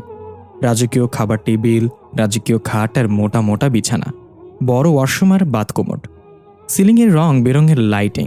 মনোমুগ্ধ হয়ে আমি আর সোহানা চারিদিকে ঘুরে ঘুরে দেখছিলাম। হঠাৎ দোতলা থেকে একটা শব্দ এলো। মনে হচ্ছে কেউ যেন হাতুড়ি দিয়ে কাঠের উপর পেরেক ঠুকছে। আমি আর সোহানা একে অপরের দিকে তাকিয়ে বললাম, এটা কিসের শব্দ? জুজু কেমন যেন ভয়ে জড়সড় হয়ে এক কোণে বসে আছে। আমি আর সোহানা সিঁড়ি বেয়ে দোতলায় উঠতে লাগলাম। ধীরে ধীরে দোতলায় গিয়ে দেখলাম সম্পূর্ণ ভিন্ন চিত্র। নিচতলায় যতটাই জাঁকজমকপূর্ণ, দোতলায় ততটাই এলোমেলা নোংরা। চারিদিকে শুকনো কাঠ আর গাছের গুঁড়ি পড়ে আছে। ইঁদুর মরে তার কঙ্কাল পড়ে আছে। ফুলের টবগুলোয় পানি পচে সেগুলো থেকে মশার বংশ বিস্তার হচ্ছে। হঠাৎ সোহানা ডাক দিয়ে ভর্ত গলায় বলল, ভাইয়া এটা কি? আমি তাকিয়ে দেখলাম কালো কাপড় দিয়ে কিছু একটা ঢেকে রাখা হয়েছে। জিনিসটা একদম মানুষ আকৃতির। আমি বললাম, ভেন্ডি, এখানে আমাদের আর এক মুহূর্তও থাকা ঠিক হবে না, এখনই চল যাব আমরা। হঠাৎ নিচতলা থেকে জুজুর চিৎকার ভেসে আসলো। জুজু অনেক জোরে জোরে ম্যাও ম্যাও করে ডাকছে। আমরা দুজন তাড়াতাড়ি নিচে গেলাম। নিচে যেতেই জুজুর ডাক বন্ধ হয়ে গেল, কিন্তু জুজুকে কোথাও দেখছিলাম না। সোনা ডাকতে লাগলো, জুজু কোথায় তুই? জুজু, কিন্তু জুজুর কোনো চিহ্ন নেই চারপাশে। আমি এদিক ওদিক জুজুকে খুঁজে বেড়াচ্ছি, প্রতিটা কণায় কণায় খুঁজছি। হঠাৎ আমার চোখ গেল ফ্রিজের দিকে।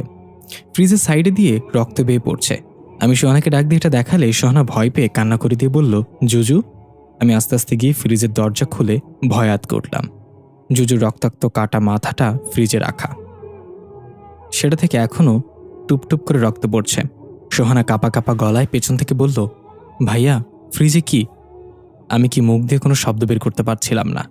আমাকে চুপ থাকতে দেখে সোহানা এগিয়ে আসলো ফ্রিজের দিকে। আমি তাড়াতাড়ি ফ্রিজটা বন্ধ করে বললাম, কিছু নেই ফ্রিজে। সোহানা বলল, আমি দেখব। ফ্রিজটা খোল ভাইয়া। আমি বললাম, না, তুই এটা দেখতে পারবি না, সহ্য করতে পারবি না। সোহানা আমাকে ধাক্কা দিয়ে সরিয়ে ফ্রিজটা খুলে জুজুর কাটা মাথা দেখে চিৎকার করে কান্না করতে করতে বসে পড়ল। আমি গিয়ে সোহানাকে সান্ত্বনা দিয়ে বললাম, এখানে থাকলে আমরাও মরে যাব, চল তাড়াতাড়ি এখান থেকে যেতে হবে আমাদের।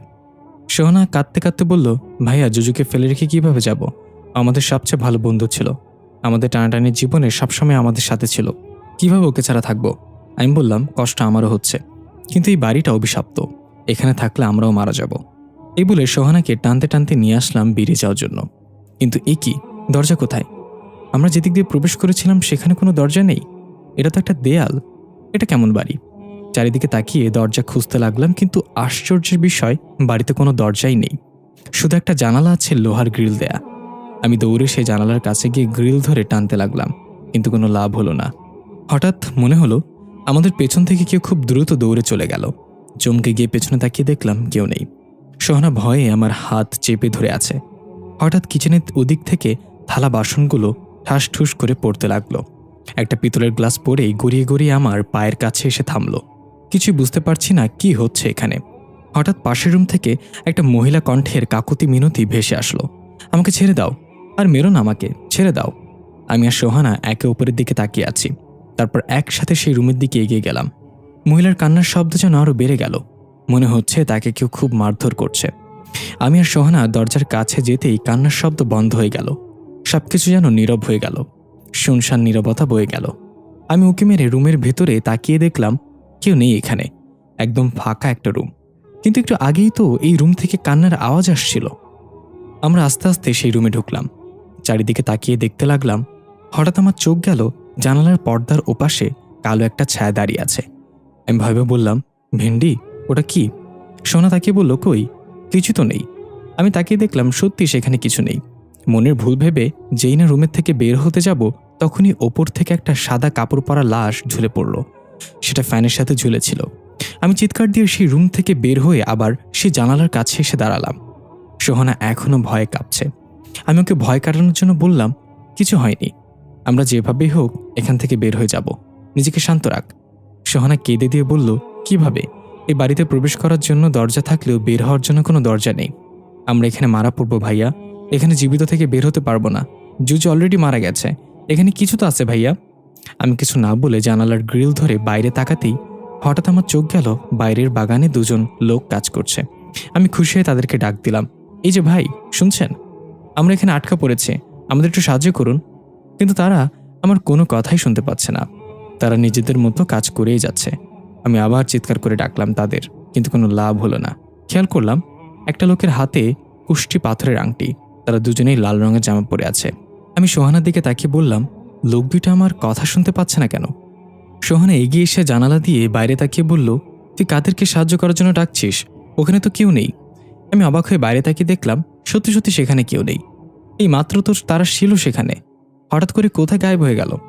আমি আর সোহানা জানালার কাছেই বসে রইলাম। এখন এখান থেকে বের হব কিভাবে? এভাবে ফেসে যাব কখনো ভাবিনি। জুজুর কথা মনে পড়তেই সোহানা কেঁদে দিল। ঠিক তখনই আমাদের অবাক করে দিয়ে জুজু জানালা দিয়ে লাফিয়ে ভেতরে প্রবেশ করলো। এটা দেখে সোহানা আর আমি প্রচণ্ড ভয় পেয়ে দূরে সরে গেলাম। জুজু কিভাবে? ও তো মারা গেছে। কিন্তু জুজু ম্যাও করে সোহানার কোলে গিয়ে বসে পড়ল। আমি দৌড়ে গিয়ে ফ্রিজ খুলে দেখলাম সেখানে জুজুর কাটা মাথাটা নেই, আর না কোনো রক্তের ছাপ। সবকিছু যেন উধাও হয়ে গিয়েছে। তার মানে জুজু মারা যায়নি। এটা বুঝতে পেরে সোহানা জুজুকে জড়িয়ে ধরে কান্নায় ভেঙে পড়ল। আমার মাথায় একটা জিনিস ঘুরছে, জুজুর মৃত্যুটা আমাদের মনের ধোঁকা ছিল। ধোঁকাটাকেই আমরা সত্য বলে মেনে নিয়েছিলাম। হঠাৎ দোতলা থেকে আবার সেই কাঠে পেরেক ঠোকার শব্দ ভেসে আসলো। এবার সোহানা আর জুজুকে একা ছাড়ল না। ওকে কোলে নিয়েই আমরা ধীরে ধীরে সিঁড়ি বেয়ে দোতলায় উঠতে লাগলাম। আমরা দোতলায় পৌঁছাতেই যথারীতি শব্দটা বন্ধ হয়ে গেল। আমি দেখতে পেলাম একটা পুরাতন কাঠের আলমারি। সেটাতে একটা পেরেক অর্ধেক ঢুকানো। দেখে মনে হচ্ছে কেউ এখানেই পেরেকটা ঠোকার চেষ্টা করছিল। আমি সোহানাকে বললাম, চারিদিকে খেয়াল রাখ। আমি আলমারিটা খুলে দেখছি কি আছে এটার ভেতরে। এই বলে আমি ধীরে ধীরে আলমারির দিকে এগিয়ে গেলাম। আলমারির সামনে দাঁড়াতেই কেমন যেন মনে হলো সেটা নড়ে উঠল। ভয়ে ভয়ে এক টান দিয়ে আলমারিটা খুলতেই দুইটা মানুষের কঙ্কাল উপর হয়ে আমার উপর পড়ল। আমি ভয়ে চিৎকার করে উল্টে পড়ে গেলাম। কঙ্কাল দুইটা আমার উপর পড়ল। সোহানা দৌড়ে এসে কঙ্কাল দুইটা সরিয়ে দিল আমার শরীরের উপর থেকে। আমি উঠে নিজেকে সামলে নিয়ে কঙ্কালের দিকে তাকিয়ে দেখলাম অনেকদিন আগে মারা যাওয়াতে তাদের শরীর কঙ্কালে পরিণত হয়েছে, কিন্তু তাদের জামাগুলো এখনো নষ্ট হয়নি। তারা দুজনেই লাল জামা পরেছিল, যেটা আমি ওই দুজন লোককে বাগানে কাজ করার সময় দেখেছিলাম। তার মানে কি ওই দুইজনের কঙ্কালইগুলো? তারা মৃত ছিল? নিশ্চিত হওয়ার জন্য আমি কঙ্কালের হাত চেক করে দেখলাম, হ্যাঁ, সেই কুষ্টি পাথরের আংটিটাও একটা কঙ্কালের হাতে আছে। এই দুজন হচ্ছে সেই চোরগুলো যারা চুরি করতে এসে এখানে মারা গিয়েছিল। তাদেরকে মেরে আলমারিতে ঢুকিয়ে রাখা হয়েছিল। আমি বললাম, ভেন্ডি, আমি দুজনকে বাগানে কাজ করতে দেখেছিলাম আর তাদের কাছেই চিৎকার করে সাহায্য চাইছিলাম, কিন্তু এরা তো দেখি মৃত। তাহলে তারা কারা ছিল? সোহানা বলল, মৃত মানুষকে তুই কিভাবে দেখতে পেলি? হয়তো ওটা তোর মনের ভুল ছিল। এটা বলতে জুজু সোহানার কোল থেকে লাফ দিয়ে সেই কালো কাপড় দিয়ে ঢাকা মানুষ আকৃতির জিনিসটার কাছে গিয়ে ম্যামা করতে লাগলো। এটা দেখে আমরা একজন আরেকজনের দিকে তাকিয়ে বললাম, নিশ্চয়ই এখানে কিছু একটা আছে, এটা খুলে দেখতে হবে। সোনা বলল, না ভাইয়া, আমার খুব ভয় করছে, এটা খোলার দরকার নেই। আমি বললাম, এখানে আমরা আটকা পড়েছি, চাইলেও এখান থেকে বের হতে পারবো না, তা আমাদের খুঁজতে হবে এই বাড়ির রহস্য কি। এই বলে জুজুকে নিয়ে সোহানার কাছে দিলাম। তারপর আস্তে আস্তে সেটার উপর থেকে কালো কাপড়টা সরিয়ে দিলাম। আমরা দুজনেই আতকে উঠলাম। এটা তো একটা কফিন, কিন্তু এটা সম্পূর্ণ মানুষের শরীরের আকৃতির। প্রাচীনকালে মিশরে এমন কফিন মানুষের মমি রাখা হতো। কফিনের উপর ঢাকনাটা একদম হালকা করে লাগানো, ধাক্কা দিলেই সরে যাবে। আমি সোহানার দিকে একবার তাকিয়ে কফিনের ঢাকনাটা হালকা ধাক্কা দিতেই সেটা অল্প একটু সরে গেল। এখনই ভেতর থেকে রং বেরঙের কয়েকটা প্রজাপতি বেরিয়ে এলো ডানা ঝাপটাতে ঝাপটাতে। একটা প্রজাপতি এসে আমার হাতের ওপর বসতেই আমি যেন একটা ঘোরের মাঝে চলে গেলাম। আমি দেখলাম মায়ের ডেলিভারি পেইন উঠেছে। মা ব্যথায় ছটফট করছে বিছানায় শুয়ে। আর ছোট্ট আমি মায়ের এই অবস্থা দেখে কি করব না করব কিছুই বুঝতে পারছিলাম না। মা কোনো রকম বলল, আইদ, তার বাবাকে টেলিফোন করো তাড়াতাড়ি। ছোট্ট আমি টেলিফোনে বাবার নাম্বার ঘুরিয়ে কল দিলাম। বাবা টেলিফোন উঠালে বললাম, বাবা বাবা। বাবা ওপাশ থেকে বলল, কি হয়েছে আইদ? ছোট্ট আমি বললাম, মা কেমন দানি করতেছে বাবা, তুমি তাড়াতাড়ি বাতায় আতো। এই শুনে বাবা টেলিফোন রেখে দিল। ততক্ষণে মা প্রায় জ্ঞান হারানোর মতো অবস্থা। আমি দূরে দাঁড়িয়ে এসব দেখছিলাম। মায়ের এমন অবস্থা দেখে ইচ্ছে করছিল মাকে আমি নিজেই হাসপাতালে নিয়ে যাই, কিন্তু আমি কিছুই করতে পারছিলাম না। কিছুক্ষণের মাঝেই বাবা একজন নার্সকে নিয়ে বাসায় আসলো হন্তদন্ত হয়ে। নার্স বাবা এবং ছোট্ট আমিকে বাইরে অপেক্ষা করতে বলে ঘরের দরজা বন্ধ করে দিল। বাবা টেনশন এদিক ওদিক পায়চারি করছিল। ছোট্ট আমি তখনও বুঝতে পারছিলাম না মায়ের কি হয়েছে। তাই বাবাকে একটু পরপরই জিজ্ঞাসা করছিলাম, বাবা, মায়ের কি হইতে? ঘরের ভেতরে মা কি করতে? বাবা কিছু না বলে শুধু আমার মাথায় হাত বুলিয়ে দিচ্ছিল। কিছুক্ষণ পর ভেতর থেকে শিশুর কান্নার শব্দ ভেসে আসলো। নার্স দরজা খুলে একটা ফুটফুটে মেয়ে বাবুকে নিয়ে বের হয়ে বলল, ভাইজান, মেয়ে হয়েছে আপনার। বাবা আনন্দে কেঁদে দিয়ে মেয়েকে কোলে নিয়ে চুমু খেয়ে বলল, বাবুর মা কেমন আছে? নার্স মন খারাপ করে বলল, আমাকে মাফ করে দিন ভাইজান। বাবা ভয় পেয়ে বলল, কি হয়েছে, কি বলছেন আপনি? নার্স বাবার দিকে অসহায়ের মতো তাকিয়ে বলল, ভাবিকে বাঁচাতে পারিনি। অতিরিক্ত ডেলিভারি পেইন সহ্য করতে না পেরে ভাবি নিঃশ্বাস নিতে পারিনি। বাচ্চাকে তো বাঁচিয়ে নিয়েছে আমি, তবে ভাবিকে বাঁচাতে পারিনি। এটা শুনে বাবা পাগলের মতো কান্না করতে করতে ঘরে প্রবেশ করলো। আমি দূরে দাঁড়িয়ে এটা শুনে অবাক হয়ে গেলাম। সোহানার জন্মের সময় মা মারা গিয়ে থাকলে তাহলে পরবর্তীতে আমাদের সাথে কে ছিল, সে কে? আমিও সেই ঘরে যেতে চাইলে আমার প্রচণ্ড মাথা ব্যথা শুরু হলে আমি চিৎকার করে মাটিতে বসে পড়লাম। আমার ঘোর ভাঙল। সোহানা দৌড়ে এসে আমাকে ধরে বলল, কি হয়েছে ভাইয়া? আমি অবাক চোখে সোহানার দিকে তাকিয়ে আছি। আমার মা সোহানাকে জন্ম দিয়েই মারা গেছে। তাহলে আমরা যাকে মা বলে জানতাম সে কে ছিল? এটা কিভাবে হতে পারে? আমাকে কিছু বলতে না দেখে সোহানা বলল, কি রে ভাইয়া, কথা বলছিস না কেন, কি হয়েছে? আমি সোহানাকে এই ব্যাপারে কিছুই বললাম না। আমি বললাম, কিছু না। এই বলে আমি তাড়াতাড়ি কফিনের ঢাকনাটা পুরো সরিয়ে ফেললাম এবং যা দেখলাম তাতে হাঁ করে তাকিয়ে রইলাম। আমাকে এভাবে হাঁ করে তাকিয়ে থাকতে দেখে সোহানা বলল, কি আছে ভাইয়া ওর ভেতরে? এই বলে এগিয়ে এসে দেখে অবাক হয়ে বলল, এটা তো সেই কথা নামের মেয়েটা। কফিনের ভেতর কথা নামের মেয়েটার শরীর, মনে হচ্ছে সে ঘুমিয়ে আছে। সেই সাদা থ্রি পিসটা পরা, চেহারায় সেই উজ্জ্বলতা। কফিনের ভেতর কথাকে দেখে আমরা দুজনে বেশ অবাক হলাম। এই মেয়েটা এখানে আসলো কিভাবে? কিছু তো মাথায় ঢুকছে না। আমি কথাকে স্পর্শ করে দেখার জন্য হাত বাড়াতেই পেছন থেকে সোহানা আমার মাথায় থাপ্পড় দিয়ে বলল, কি করছিস তুই? আমি বললাম, আরে নেগেটিভ ওমেন, আমি দেখতে যাচ্ছিলাম মেয়েটা কি জীবিত নাকি মৃত। সব কিছুতে উল্টাপাল্টা ভাবস তুই। এদিকে আমরা দেখতে পাই খুবই সুন্দর একটা ফুলের বাগান। বাগানের মাঝখানে একটা বড় ডালিম গাছ। গাছের ছায়ায় বসে আছে কথা নামের মেয়েটা আর একজন বৃদ্ধ লোক। কথা বলল, দাদু, এখন অন্তত আমার শরীরে আমাকে ফিরে যাওয়ার অনুমতি দাও। ওই দেখো, তার আমার শরীর খুঁজে পেয়ে গেছে। বৃদ্ধ লোকটা বলল, একটু দাঁড়াও দাদু ভাই, ওদের মাঝে একজন যদি তোমার শরীরে স্পর্শ করে তাহলেই তুমি নিজের শরীরে ফিরে যাবে। ততক্ষণ পর্যন্ত দেখি ওরা কি করে। এই ভাই বোনকে তো আমার বেশ পছন্দ হয়েছে। কথা বলল, আমারও ওদেরকে বেশ ভালো লাগে দাদু। বৃদ্ধ লোকটা মুচকে এসে বলল, ওদেরকে ভালো লাগে নাকি ওকে ভালো লাগে? ব্যাপারটা কি দাদু ভাই? কথা একটু লজ্জা পেয়ে বলল, দাদু তুমিও না, যা খুশি তাই বলো। বৃদ্ধ লোকটা হু হু করে হেসে দিয়ে বলল, লজ্জা পাওয়ার কি আছে? আর যাই হোক, আইদের সাথে তো তোমার জোড়া লেখা আছে। তোমাকে পূর্ণ মানুষ হতে হলে এমন একজনের সাথে মিলিত হতে হবে যার হার্ট বুকের বাঁ পাশে না হয়ে ডান পাশে হবে। শতকরা 2 জন মানুষের হার্ট ডান পাশে হয়ে থাকে, আর সেই 2 জনের মাঝে আইদও পড়ে। আইদের হার্ট ডান পাশে। ও তোমার জন্য একদম উপযুক্ত। কথা বলল, তা আমি জানি, আর এজন্যই ওদেরকে চাঁদের পরীতে নিয়ে এসেছে। চাঁদের পরীর অভিশাপ কাটিয়ে আবার আমি সম্পূর্ণ মানুষ রূপে ফিরে যেতে পারি। বৃদ্ধ লোকটা কথার মাথায় হাত দিয়ে বলল, সব ঠিক হয়ে যাবে দাদু ভাই, শুধু সময়ের অপেক্ষা। সোহানা বলল, ভাইয়া, আমার মনে হয় এটা কথাদের বাড়ি, আর কথাই হচ্ছে চাঁদের পরী। ছোটবেলায় মা আমাকে চাঁদের পরীর গল্প শুনিয়েছিল। যদিও আমার পুরো গল্পটা মনে নেই, যা মনে আছে তা হলো একজন জিন রাজকুমার পৃথিবীতে ঘুরতে এসে একজন মানব মেয়ের প্রেমে পড়ে যায়। তাই সেই জিন রাজকুমার মানুষের রূপ ধারণ করে মানব মেয়ের কাছে দেখা দেয়। মানব মেয়ের নামটা আমার মনে পড়ছে না। আস্তে আস্তে তারা অনেক ভালো বন্ধু হয়ে যায়। বন্ধুত্ব থেকে তাদের সম্পর্ক প্রেম পর্যন্ত গড়ায়। ওইদিকে জিন রাজা এ ব্যাপারে কিছুই জানত না। রাজকুমার সবার অগোচরে মানব মেয়েকে বিয়ে করে। মানব মেয়ে তখনও জানত না তার ভালোবাসার মানুষটা একটা জিন রাজকুমার। একদিন জিন রাজা তার ছেলের এই কর্ম সম্পর্কে জেনে যায়। রাজা অনেক রাগান্বিত হয়ে রাজকুমারকে লোহার খাঁচায় বন্দি বানিয়ে ফেলে এবং 2টা রাক্ষসকে পাঠায় মানব মেয়েকে মেরে ফেলার জন্য। তখন মানব মেয়েটা ছিল সন্তান সম্ভাবনা। মানব মেয়ের পেটে সন্তান আসার পর সে বুঝতে পারে এটা কোনো সাধারণ বাচ্চা না, কারণ বাচ্চাটার পেটের ভেতর থাকাকালীন তার সাথে কথা বলতো, তাকে মা বলে ডাকতো, তাকে সকল বিপদ আপদের সংকেত আগেই দিয়ে দিত। রাজা যে 2টা রাক্ষসকে পাঠিয়েছে মানব মেয়েকে মারার জন্য সে খবর আগেই তার পেটের বাচ্চা বলে দিয়েছে। এই পর্যন্ত বলে সোহানা আর কিছু মনে করতে পারল না। আমি জিজ্ঞেস করলাম, তারপর কি হলো?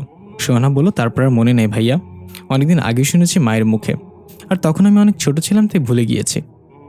আমি কিছু একটা ভাবতে লাগলাম, আমি তো আমার ভীষণে দেখতে পেয়েছি মা সোহানার জন্মের সময় মারা গেছে। তাহলে বাবার মৃত্যুর আগ পর্যন্ত যে মানুষটাকে আমরা মা বলে জেনে এসেছি সে কে ছিল? সোহানা বলল, কি হয়েছে, কি ভাবছিস তুই? আমার কাছ থেকে কি কিছু লুকানোর চেষ্টা করতেছস? আমি একটু আমতামতা করে বললাম, কই কিছু না তো। আরে তুই এই গল্পের বাকিটুকু মনে করার চেষ্টা কর। সামান্য একটা গল্প মনে রাখতে পারস না? তোর মাথায় তো গবরও নাই ভেন্ডি। সোনা রেগে বলল, ফালতু কথা বলবি না। তুই যে আমার ভাই এটা মনে রেখেছি এই বেশি। মনে আছে ছোটবেলায় সেই কথাটা? আমি বললাম, সেই কথা আমার সারা জীবন মনে থাকবে। তুই কিল দিয়ে আমার পিঠ বাঁকা করে ফেলেছিলি। এখন আমার মেরুদণ্ড বাঁকা হয়ে যায় সেদিনের কথা মনে পড়লে। সোহানা হাসতে হাসতে বলল, আমার কি দোষ? একসাথে ঘুমিয়েছিলাম, আমি স্বপ্নে দেখি তুই আমারে গুলি করতে মারতে চাইতেছস। আমি কিছু না ভেবেই তোরা একটা লাথি বসিয়ে দেই। সত্যি সেটা লেগে যাবে কে জানতো। আমি বললাম, খুব মহৎ কর্ম সম্পাদন করিয়েছেন আপনি। এখন আমাকে আমার কাজ করতে দিন, চেক করে দেখি মেয়েটা জীবিত নাকি মৃত। এই বলে আমি কথার গালে হালকা স্পর্শ করতেই কথার শরীর নড়ে উঠল। আমি একটু ভয় পেয়ে পিছিয়ে গেলাম। হঠাৎ কথা চোখ মেলে তাকিয়ে উঠে বসে পড়ল এক ঝটকায়। আমি নিজের হাতের দিকে তাকিয়ে বললাম, আমার হাতে এত শক্তি, মৃত মানুষ জীবিত করে ফেললাম। কথা কফিন থেকে উঠে এসে আমার সামনে দাঁড়িয়ে বলল, আমি মৃত না, গাধা। সোহানা বলল, তুমি কিভাবে জানলে আমার ভাই একটা গাধা? ভাইরাল হয়ে গেল নাকি? আমি সোহানার দিকে চোখ বড় করে তাকিয়ে বললাম, আমি গাধা? সোহানা বলল, তুই নিজেই যেহেতু বললি তাই আমি মেনেও নিলাম, যা। আমি বললাম, চুপ থাক ভেন্ডি। তাকে দেখলাম কথা মিটমিট হাসছে আমাদের ঝগড়া দেখে। আমি বললাম, এই আপনি হাসছেন কেন? আর আপনি এখানে কেন? সেদিন আমাদের দুজনকে কি খাইয়ে বেহুশ করে তারপর উধা হয়ে গিয়েছিলেন? কে আপনি, সত্যি করে বলেন তো? কথা বলল, আমি তোমাকে সত্য দেখানোর জন্যই এই খাবার খাইয়েছিলাম। আশা করি অনেক কিছু জানতে পেরেছ। আমি সোহানার দিকে তাকিয়ে দেখলাম ও জিজ্ঞাসাসুলভ দৃষ্টিতে আমার দিকে তাকিয়ে আছে।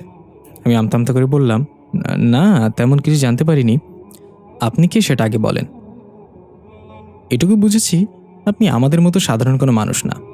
কথা হেঁটে গিয়ে জুজুকে কোলে নিয়ে আদর করতে করতে বলল, আমি চাঁদের পরি, এই বাড়িতেই আমি থাকি, তবে সবসময় না। আমি বললাম, তার মানে আপনি আমাদেরকে এই বাড়িতে নিয়ে এসেছেন, তাই না? প্রথম যেদিন আপনার সাথে ধাক্কা লাগলো ভুলবশত, সেই দিনই আমি এই বাড়িটা দেখতে পেয়েছিলাম। আপনি তাহলে আমাকে এই বাড়িটা দেখিয়েছিলেন। কথা কোনো উত্তর না দিয়ে সিঁড়ি বেয়ে নিচে নামতে লাগলো জুজুকে নিয়ে। আমি বললাম, সোহানা চল, আমরাও নিচে নামি ওর সাথে, দেখিও কোথায় যাই। সোহানা বলল, আর কত নিচে নামবি? তোরে আমি চাই উপরে ওঠাতে, তুই শুধু নিচেই নামতে চাস। আমি রেগে বললাম, ভেন্ডির ঘরে ভেন্ডি, সিঁড়ি বেয়ে নিচে নামার কথা বলছি। মেয়েটা জুজুকে নিয়ে চলে যাচ্ছে তো। সোনা বলল, আগে বলবি তো, তাড়াতাড়ি চল। আর মেয়েটা কোথায় বা যাবে? ঘরে তো কোনো দরজাই নাই। এই বলে আমরাও তাড়াতাড়ি সিঁড়ি বেয়ে নিচে নেমে অবাক হয়ে গেলাম। দুজন দুজনের দিকে হা করে তাকিয়ে আছি, কারণ আমরা যেদিক দিয়ে প্রবেশ করেছিলাম বাসায়, সেখানে এখন দরজা আছে। কথা সেই দরজা খুলে হেঁটে বের হয়ে যাচ্ছে। আমরা খুশি হয়ে তাড়াতাড়ি দূরে ঘর থেকে বের হয়ে গেলাম। অবশেষে আমরা চাঁদের পরি থেকে বের হলাম। কথা বলল, আবার ফিরে আসতে হবে এখানে। এখন বের হয়ে গেলাম, কারণ রাতে এই বাসা একটা শ্মশানে পরিণত হয়। রাতের বেলা এখানে থাকা মানে মৃত্যু। তাই রাত হওয়ার আগেই তোমাদের বের করে আনলাম। আবার কাল সকালে আসতে হবে। এদিকে দেখা যাচ্ছে বাড়ির ভেতর থেকে কালো ছায়াটা রাগে গড়গড় করতে করতে জানালা দিয়ে তাকিয়ে আছে ওদের চলে যাওয়ার দিকে। কথা একবার পেছনে তাকিয়ে হালকা মুচকে হাসি দিল। এতে করে কালো ছায়াটা রাগে চিৎকার করে উঠল। আমি বললাম, এবারে রহস্য আসলে কি? কথা বলল, সে অনেক লম্বা কাহিনী, পরে কখনো বলা যাবে। আমার ব্যাপারে তোমাদের সন্দেহ দূর করে দিচ্ছে। আমি হলাম অর্ধেক মানুষ আর অর্ধেক পরী। আমার মা ছিল একজন মানুষ আর বাবা ছিল জিন, তাই আমার জন্ম এভাবেই হয়েছে। সোহানা বলল, ভাইয়া এটা তো আমাদের মায়ের বলা সেই গল্পের মতো তাহলে। কথা একটু অবাক হয়ে বলল, তোমাদের মা তো তোমার জন্মের। আমি কথাকে থামিয়ে দিয়ে বললাম, সেসব কথা বাদ দেন, এখন বলেন আপনি আমাদের কাছে কি চান, কেন পরিকল্পনা করে এই বাড়িতে নিয়ে এসেছেন। কথা বলল, সেটা সময় হলেই জানতে পারবে। এখন মনে হচ্ছে তোমরা ক্ষুধার্ত, চলো কিছু খাওয়া যাক। সোনা বলল, হ্যাঁ। তারপর আমরা আবার তোমার খাবার খেয়ে বেহুশ হয়ে পড়ে যাই। কথা হাসতে হাসতে বলল, আরে না, সেটা অন্য একটা কারণ ছিল, আইজ জানে কারণটা। আর তেমন কিছুই হবে না। আমি বললাম, বেহুশ হই আর যাই হই, আমার এখন খেতে হবে। ক্ষুধায় পেটের ভেতর লিভার কলিজা সবাই যুদ্ধ করতেছে। আমরা হাঁটতে হাঁটতে গিয়ে একটা পার্কে বসলাম। কথা বলল, তোমরা এখানে বসো, আমি খাবার নিয়ে আসছি তোমাদের জন্য। এই বলে কথা জুজুকে চুমু খেয়ে সোহানার কোলে দিয়ে চলে গেল। আমি বিড়বিড় করে বললাম, কেন যে বিড়াল হয়ে জন্ম নিলাম না। সোহানা শুনে বলল, থাক ভাই, দুঃখ করিস না, গাধাও কিন্তু একটা উপকারী প্রাণী। আমি বললাম, ফালতু কথা বললে তোর কান ছিঁড়ে ফেলবো আমি। সোহানা উল্টে আমার কানে ডলা দিয়ে বলল, আমি হুমকিতে বিশ্বাস করি না, প্র্যাকটিক্যাল করতে বিশ্বাসী। আমি করে বললাম, কান ছেড়ে দে, আর হুমকি দিব না তোরে, সরি সরি। সোহানা কান ছেড়ে দিয়ে বলল, আচ্ছা ভাইয়া, এই কথাকে আমার বেশি সুবিধার মনে হচ্ছে না, কোনো একটা ঘাপলা আছে, ওর প্রতিটা কথায় কেমন যেন রহস্য লুকিয়ে আছে। আমি কান ডলতে ডলতে বললাম, কেন দেখছোস মেয়েটা কত সুন্দরী, পাটের রাশের মতো চুল মেয়েটার, গোলাপের পাপড়ির মতো ঠোঁট, আপেলের মতো গাল, স্টেডিয়ামের মতো কপাল আর সাপের গর্তের মতো নাক। এত সুন্দরী মেয়েকে তোর সন্দেহ করা উচিত না বইন। সোনা রেগে বলল, আরে গাধা, আমি ওর আচার আচরণের কথা বলছি। এর মাঝে এই কথা ব্যাগ ভর্তি খাবার নিয়ে চলে আসলো। এসে বলল, দুই ভাই বোন মিলে কি ফুসফুস করছো, আমাকে একটু শোনাও। আমি বললাম, তেমন কিছু না, আমার বোন আপনাকে। সোনা আমার মুখ চেপে ধরে বলল, আসলে আমি আপনাকে নিয়ে অনেক প্রশংসা করছিলাম, কিন্তু আমার ভাই সেটা মানতে চাচ্ছিল না। কথা বলল, সেটা নতুন কি, ছেলে মানুষ সহজে কিছু মানতে চায় না। চল এখন খাওয়া শুরু করা যাক। আমরা দেখলাম কয়েক রকম ভিন্ন ভিন্ন খাবার, সেগুলো থেকে এখনও ধোঁয়া বের হচ্ছে, ঘ্রাণে মাতাল হাওয়ার মতো অবস্থা। কথা বলল, এগুলো আমাদের রাজ্যের সবচেয়ে প্রিয় খাবার। আমরা স্পেশাল অতিথিদের জন্য এগুলো রান্না করি, একবার খেলে সারা জীবন মনে থাকবে। আমি বললাম, তার মানে আমরা স্পেশাল? শুনেই গলে গেল। সোহানার পক্ষ থেকে আপনাকে একটা কিস। সোহানা ভ্রুকুচকে বলল, ফালতু কথা না বলে খাওয়া শুরু কর। আমি বললাম, 1 মিনিট, খাওয়ার আগে আমার একটা ইম্পর্টেন্ট প্রশ্ন আছে, সেটা না জানতে পারলে আমার পেটে খাবার যাবে না। কথা বলল, কি প্রশ্ন শুনি? আমি বললাম, আপনি বলেছেন আপনি অর্ধেক মানুষ অর্ধেক পরী, তাহলে আমি জানতে চাই আপনার কোন অংশ মানুষ আর কোন অংশ পরী? সোহানা বলল, এটা তোর ইম্পর্টেন্ট প্রশ্ন? আমি বললাম, হ্যাঁ। কথা এবার একটু রেগে বলল, খাবার ঠান্ডা হয়ে যাচ্ছে, তাড়াতাড়ি খেয়ে নাও। আমি আর সোহানা খাবার হাতে নিয়ে মুখে দিব তার আগেই পেছন থেকে কেউ যেন ডাক দিল, আইদ, খাবার খেও না। সাথে সাথে চমকে গিয়ে পেছনে তাকিয়ে দেখলাম কথা দাঁড়িয়ে আছে। কথা আমাদের পেছনে থাকলে সামনে কে? মুহূর্তের সামনে তাকিয়ে দেখি সেখানে কেউ নেই, আর না কোনো খাবার আছে। সম্পূর্ণ সবকিছু গায়েব হয়ে গেল নিমিষেই।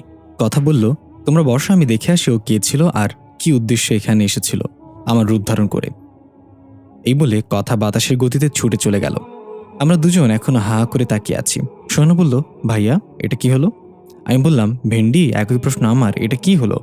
সোহানা আমার চুল টান দিয়ে ধরে বলল, আজকেই তোকে লাস্ট ওয়ার্নিং দিতেছি, গাধার বাচ্চা, আরেকবার যদি আমার এই ভেন্ডি কস তাহলে তোর একদিন কি আর আমার একদিন। আমি বললাম, চুল ছাড়, ব্যথা লাগছে তো। আচ্ছা, আর বলবো না, চুল ছাড় বলছি। সোহানা চুল ছেড়ে মাথায় হাত বুলিয়ে চুলগুলো ঠিক করে দিয়ে বলল, আচ্ছা ভাইয়া, আমি যদি মারা যাই তাহলে তুই কি কষ্ট পাবি? আমি এক মুহূর্তের জন্য থমকে গেলাম। ধমক দিয়ে বললাম, এসব কি কথা? তুই মরে গেলে আমি ভেন্ডি বলে কাকে খেপাবো? এমন কথার মুখেও আনবি না। সোহানা বলল, আইদা, তুই ভালো হবি না তাই না? আচ্ছা শোন, আমি যদি মারা যাই তাহলে তুই একটুও কাঁদবি না। আমি তোর হাসি মুখটা দেখে মরতে চাই। তোর মুখের হাসিটাই মানাই, বুঝছস? আমি বললাম, এসব কথা বলার মানে কি? চুপ কর তুই। আরও কত স্বপ্ন বাকি আমাদের। একটা ঢেঁড়সের মতো ছেলে খুঁজে তোকে বিয়ে দিয়ে দেবো। তোর বিয়েতে আমি লুঙ্গি ডান্স করব। তোর কিউট কিউট 2টা ননদ থাকবে, তারা 2জন আমাকে পাওয়ার জন্য ঝগড়া করবে। আরও কত স্বপ্ন। আর তুই কিনা এখনই মরে যাবি? আমার স্বপ্ন পূরণ হওয়ার আগে মরার কথা বললে তোর হাড্ডি গুড্ডি ভেঙে দিব একদম। সোহানা কিছু বলল না। কিছুক্ষণ পর শুধু একটু মুচকি এসে বলল, আমি তোর জন্য ওপারে অপেক্ষা করব ভাইয়া। তখনই পেছন থেকে কথা এসে আমাদের সামনে বসলো। সোহানা আর আমি হা করে তাকিয়ে আছি। এটা কি হয়ে গেল? আমাদের চোখে প্রশ্ন দেখে কথা বলল, আগেই বলেছি সবকিছুকে সত্য বলে মেনে নিও না। ওই খাবারগুলো যদি খেতে তাহলে সাথে সাথে তোমরা মারা যেতে। আমি সময় মতো না আসলে এতক্ষণে পরপারে চলে যেতে। আমি বললাম, আপনি যদি কথা হন তাহলে সে কে ছিল, আর কেনই বা আমাদের মারতে চায়? আমাদের অপরাধ কি? কথা বলল, অপরাধীরা মরে না, তারা তো বুক ফুলিয়ে পৃথিবীর মাটিতে ঘুরে বেড়াচ্ছে। মরে শুধু সাধারণ আর নির্দোষ মানুষগুলো। এজন্যই কোনো এক মহামানব বলে গিয়েছিল, এমন একটা সময় আসবে যখন যে মারবে সে জানবে না কেন সে তাকে মারল, আর যে মারা যাবে সে জানবে না কেন সে মারা গেল। আমি যেহেতু অর্ধেক মানুষ আর অর্ধেক পড়ি, তাই আমাকে পরবর্তী চন্দ্রগ্রহণের রাতে যে কোনো একটা বেছে নিতে হবে। হয় আমি পুরোপুরি মানুষ হব, না হয় আমি পুরোপুরি পরী হব। আমি এখন দ্বিধায় ভুগছি কোনটা গ্রহণ করব। সোহানা বলল, তুমি পরী হয়ে যাও তাহলে, তোমার মতো সুন্দরীদের পরী হলেই মানাবে। আমি সোহানার দিকে তাকিয়ে দাঁত কামড়ে বললাম, ভেন্ডি, বড় ভাইয়ের কপালে কেন লাথি মারতেছস? কথা মানুষ হলে ভালো হবে। কথা হাসতে হাসতে ব্যাগ থেকে খাবার বের করলো। এবার খাবার হাতে নেওয়ার আগে আশেপাশে পেছনে সামনে ভালো করে তাকিয়ে নিলাম। অন্য কোনো কথা এবার এসে বলবে নাকি খেও না? কথা বলল, আর ভয় নেই, এবার খেতে পারো। আসলে এমন কেউ আছে যে চায় না আমি এই অর্ধ জীবন থেকে মুক্তি পাই। সে সবসময় আমাদের বাধা দেওয়ার চেষ্টা করবে। আমি খাবার খেতে খেতে বললাম, সে কে? আর আপনার সাথে আমাদের ভাই বোনের কি সম্পর্ক? আপনার মানুষ বা পরী হওয়ার জন্য আমরা দায়ী নাকি? আমাদেরকে কেন মারতে চায়? সোহানা বলল, ভাইয়া, এটা কেমন কথা? তুই না কথাকে পছন্দ করস, ওর জন্য না হয় 2-1বার নিজের জীবন দিলি, তাতে আর এমন কি? কথা মিটমিট হাসছে এটা শুনে। আমি বললাম, আরে ভেন্ডি, জীবন 2-1বার কেমনে দেয়? আর কে বলেছে আমি ওনাকে পছন্দ করি? আমি তো শুধু। সোহানা বলল, আমি তো শুধু কি ভাইয়া? আমি বললাম, চুপ থাক, আর আপনি বলেন কি রহস্য লুকিয়ে রেখেছেন, কি হচ্ছে আমাদের সাথে? এর মাঝে জুজু দৌড়ে চলে গেল রাস্তার দিকে। সোহানা খাবার মুখে নিয়ে উঠে জুজুর পেছনে গেল। জুজু দাঁড়া, কোথায় যাচ্ছিস? জুজু দাঁড়া বলছি। সোহানা চলে গেলে এবার কথা বলল, আইদ, তোমাকে একটা কথা বলি। তুমি তো তোমার ভীষণ দেখতে পেয়েছ। সোহানার জন্মের সময় তোমার মা মারা গিয়েছে। এখন নিশ্চয়ই তোমার মনে অনেক প্রশ্ন তোমার মাকে নিয়ে। আমি বললাম, হ্যাঁ। মা যদি সেদিন মারা যায় তাহলে সোহানার 5 বছর বয়স অবধি কে ছিল আমাদের সাথে, আর বাবার মৃত্যুর পর সে কোথায় হারিয়ে গেল? কথা বলল, তোমার মায়ের একজন যমজ বোন ছিল, তার নাম ছিল পার্সিয়া। তোমার মায়ের মৃত্যুর পর পার্সিয়া ছিল তোমাদের মা সেজে। তোমার বাবা শুধু এটা জানতো আর কেউ জানতো না। তাই তোমার বাবার মৃত্যুর পর সে চলে যায় এবং তোমার কাকার অপবাদ দেয় সে অন্য কারোর সঙ্গে চলে গিয়েছে। আমি অবাক হয়ে বললাম, যদি তাই হয় তাহলে সে চলে কেন গেল? সে তো ইচ্ছে করলে আমাদের সাথে সারা জীবন থাকতে পারত। কথা বলল, না, সেটা তার জন্য সম্ভব ছিল না, কারণ তার চুক্তি ছিল তোমার বাবার মৃত্যু পর্যন্ত থাকা। তবু সে তোমাদের সাথে থাকতে চেয়েছিল চুক্তি ভঙ্গ করে, আর সেটা তার জন্য কাল হয়ে দাঁড়ায়। পার্সিয়ারও একটা সংসার ছিল, তবে তার কোনো সন্তান ছিল না। সে তোমাদের 2 ভাই বোনকে নিজের সন্তানের মতো লালন পালন করেছিল। চুক্তি ভঙ্গ করে তোমাদের সাথে থাকার ব্যাপারে যখন তার স্বামী জানতে পারে, তখন তার উপর অনেক অত্যাচার করা হয়, অনেক মারধর করা হয়। তুমি নিশ্চয়ই শুনেছ ওই চাঁদের পুরী বাড়িতে কোনো মহিলার আত্মচিৎকার, সেটা তোমার সেই পার্সিয়া আন্টির চিৎকারই ছিল। ওই বাড়িই ছিল তোমার পার্সিয়া আন্টির বাড়ি। তাকে এই বাড়িতে অত্যাচার করে নৃশংসভাবে হত্যা করা হয়। আমি অবাক হয়ে চোখ বড় করে বললাম, তার মানে তুমি? কথা বলল, হ্যাঁ, আমি তোমার পার্সিয়া আন্টির মেয়ে, আর আমার বাবাই ছিল সেই জিন রাজকুমার যার গল্প সোহানাকে ছোটবেলায় শোনানো হতো। আমি বললাম, তার মানে জিন রাজকুমার যেই মানব মেয়ের প্রেমে পড়েছিল সে ছিল পার্সিয়া আন্টি? তাহলে সেই জিন রাজকুমার পার্সিয়া আন্টিকে মারল কেন? আর কিসের চুক্তি হয়েছিল সেদিন? কথা কিছু বলতেই যাবে তখন রাস্তার ওপাশ থেকে সোহানা ডাক দিল, ভাইয়া, জুজুকে পেয়েছি। ও একটি ইঁদুরের পেছনে ছুটে এদিকে চলে এসেছিল। এই বলে সোহানা জুজুকে কোলে নিয়ে রাস্তার ওপাশ থেকে আসছিল। আমি কথার দিকে তাকিয়ে বললাম, সোহানাকে এসব বিষয়ে কিছু বলো না, সোহানা এখন এসব নিতে পারবে না। তখন এক বিকট শব্দ হলো। আমি চমকে গিয়ে রাস্তার দিকে তাকিয়ে দেখলাম সোহানা হাওয়ায় উঠছে। একটা দ্রুতগামী বাস সোহানাকে ধাক্কা দিয়ে চলে যাচ্ছে। আমি চিৎকার করে উঠে দৌড় দিলাম, সোহানা! সোহানা উড়ে গিয়ে ল্যাম্পপোস্টের খাম্বার সাথে বাড়ি খেয়ে নিচে পড়ে গেল। আমি আমার পুরো শক্তি দিয়ে দৌড়ে সোহানার কাছে গিয়ে দেখলাম ওর রক্তাক্ত শরীরটা কাঁপছে। কান্না করতে করতে সোহানার মাথা কোলে নিয়ে বললাম, কিছু হবে না তোর, সোহানা চোখ খোল, কিছু হয়নি। কথা অ্যাম্বুলেন্সে খবর দাও, ওকে হাসপাতালে নিয়ে যেতে হবে। কথা মুহূর্তে একটা অ্যাম্বুলেন্স খবর দিয়ে নিয়ে এলো। তাড়াতাড়ি করে সোহানাকে হাসপাতালে নিয়ে গেলাম। নিজেকে আর কন্ট্রোল রাখতে পারছি না। সোহানার চোখ খুলছে না কেন?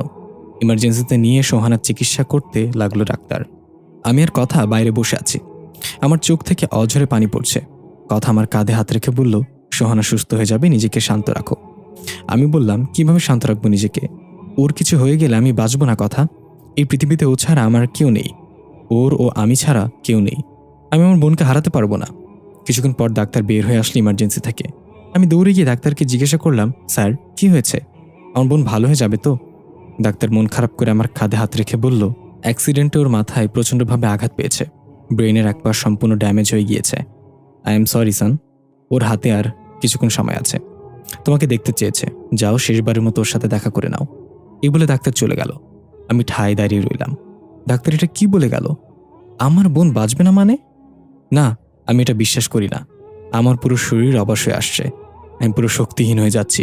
ফ্লোরে পড়ে যেতে লাগলে কথা এসে আমাকে ধরে শান্ত করে বলল, আমরা মরণশীল, জন্ম নিলে মরতেই হবে, নিজেকে শক্ত করো, যাও সোহানার সাথে দেখা করো, ও শেষবারের মতো তোমাকে দেখতে চাই। আমি উঠে ধীরে ধীরে ভাঙা ভাঙা পায়ে এগিয়ে গেলাম ইমার্জেন্সির দিকে। দরজা খুলে ভেতরে ঢুকে দেখলাম আমার বোনটাকে অক্সিজেন মাস্ক পরিয়ে রাখা হয়েছে। পাশেই সিটি স্ক্যান মেশিনে সোহানার শেষ নিঃশ্বাসগুলো গণনা করা হচ্ছে। মাথার ব্যান্ডেজ থেকে চুইয়ে চুইয়ে রক্ত বের হচ্ছে। আমি নিজেকে শান্ত রাখতে চাইলেও চোখ শান্ত থাকছে না। চোখে পানি নিয়ে সোহানার পাশে বসের হাত ধরে কাঁপা কাঁপা গলায় ডাক দিলাম, সোহানা। সোহানা ধীরে ধীরে চোখ খুলে নিজের হাতে অক্সিজেন মাস্কটা সরিয়ে বলল, ভাইয়া, তোর মনে হয় আমার বিয়েতে লুঙ্গি ডান্স দেওয়া হলো না রে? আমি বললাম, কে বলেছে? সব হবে, দেখিস, তোর কিচ্ছু হবে না। ডাক্তার বলেছে খুব তাড়াতাড়ি সুস্থ হয়ে যাবি। আমি তোকে এত তাড়াতাড়ি হারিয়ে যেতে দিব না, পাগলি। সোহানা মুচকে এসে বলল, ভাইয়া, আমি জানি আমি আর বাঁচব না, আমাকে মিথ্যা আশা দিস না। তুই আমাকে প্রমিস কর, পরের জন্মে আমার ভাই হয়ে আসবি। আমি চোখের পানি হালকা মুছে হেসে বললাম, প্রমিস করলাম। আমি পরের জন্মে কেন, আগামী 7 জন্ম হলেও তোর ভাই হয়ে আসবো। একটা কথা তোকে কখনো মুখ ফুটে বলিনি আমি, জানোস, আমি তোকে অনেক ভালোবাসি। তুই চলে গেলে এই পৃথিবীতে আমি অনেক একা হয়ে যাবো রে। প্লিজ যাস না। আমি তোকে আর কখনো ভেন্ডি বলে খেপাবো না, আর কখনো তোর সাথে রাগ করবো না। তুই যা বলবি আমি তাই শুনবো, তবুও থেকে যা আমার সাথে। সোহানা চোখের পানি ছেড়ে দিয়ে বলল, এক আকাশ পরিমাণ স্বপ্ন ছিল তোর সাথে সারা জীবন থেকে যাওয়ার। আমাদের স্বপ্নগুলো অধরাই থেকে গেল ভাইয়া, অনেক জ্বালিয়েছি তোকে, পারলে মাফ করে দিস এই বোনটাকে। আর কখনো হয়তো বলবো না আইদ্যা আমাকে ভেন্ডি বলবি না। আমি হাওমাও করে কেঁদে উঠলাম।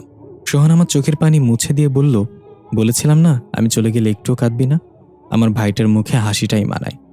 দরজায় দাঁড়িয়ে থাকা কথাকে ডাক দিয়ে সোহানা বলল, কথা, আমার এই পাগল ভাইটাকে দেখে রেখো। ভাই, আজকে আমার মাকে খুব মনে পড়ছে, খুব দেখতে ইচ্ছে করছে মাকে। যদি কখনো মাকে খুঁজে পাস তাহলে বলিস আমি তাকে অনেক ঘৃণা করি। তখনই সিটি স্ক্যান মেশিনে টুট টুট শব্দ হতে লাগলো।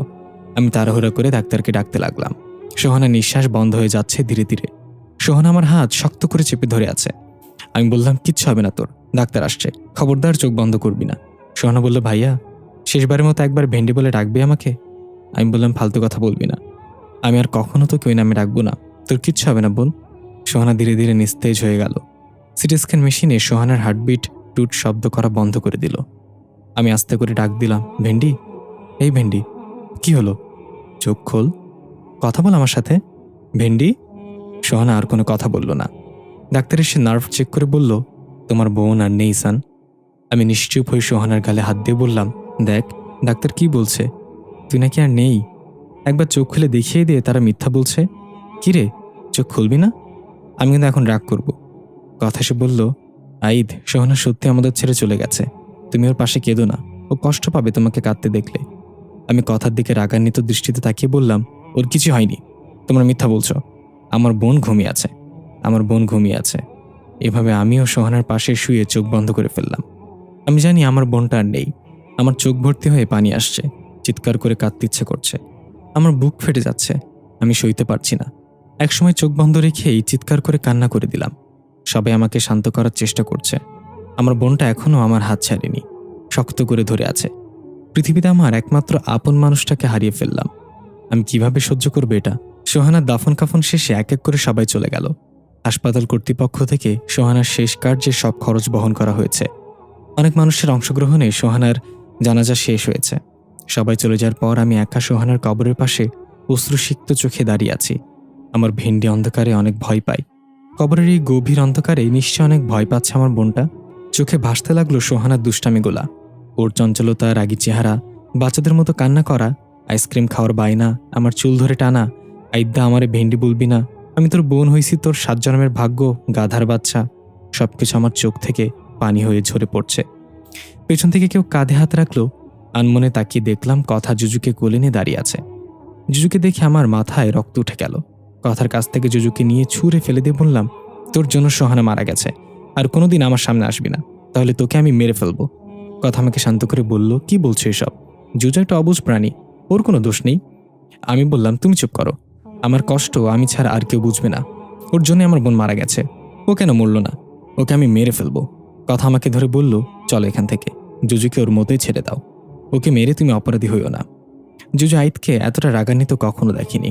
জুজু হয়তো বুঝতে পারছে না আইদর সাথে এমন কেন করছে, ওর অপরাধ কি। জুজু ভয়ে একটা ঝোপের মাঝে লুকিয়ে রইল। আমি আর কথা সোহানাকে বিদায় জানিয়ে সেখান থেকে চলে আসলাম। জুজু আমাদের পেছন পেছন আসছে ভয়ে ভয়ে। এটা দেখে আমি একটা পাথর নিয়ে জুজুর দিকে ছুঁড়ে মারলাম। পাথরটা জুজুর মাথায় গিয়ে লাগলো। জুজু তার ভাষায় কান্না করতে করতে দৌড়ে চলে গেল।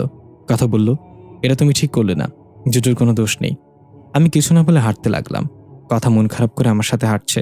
জুজুকে ভরাক্রান্ত মনে সোহানার কবরের উপর বসে অঝরে বসে কাঁদছে। পাথর লাগার ফলে জুজুর মাথা ফেটে রক্ত বের হচ্ছে।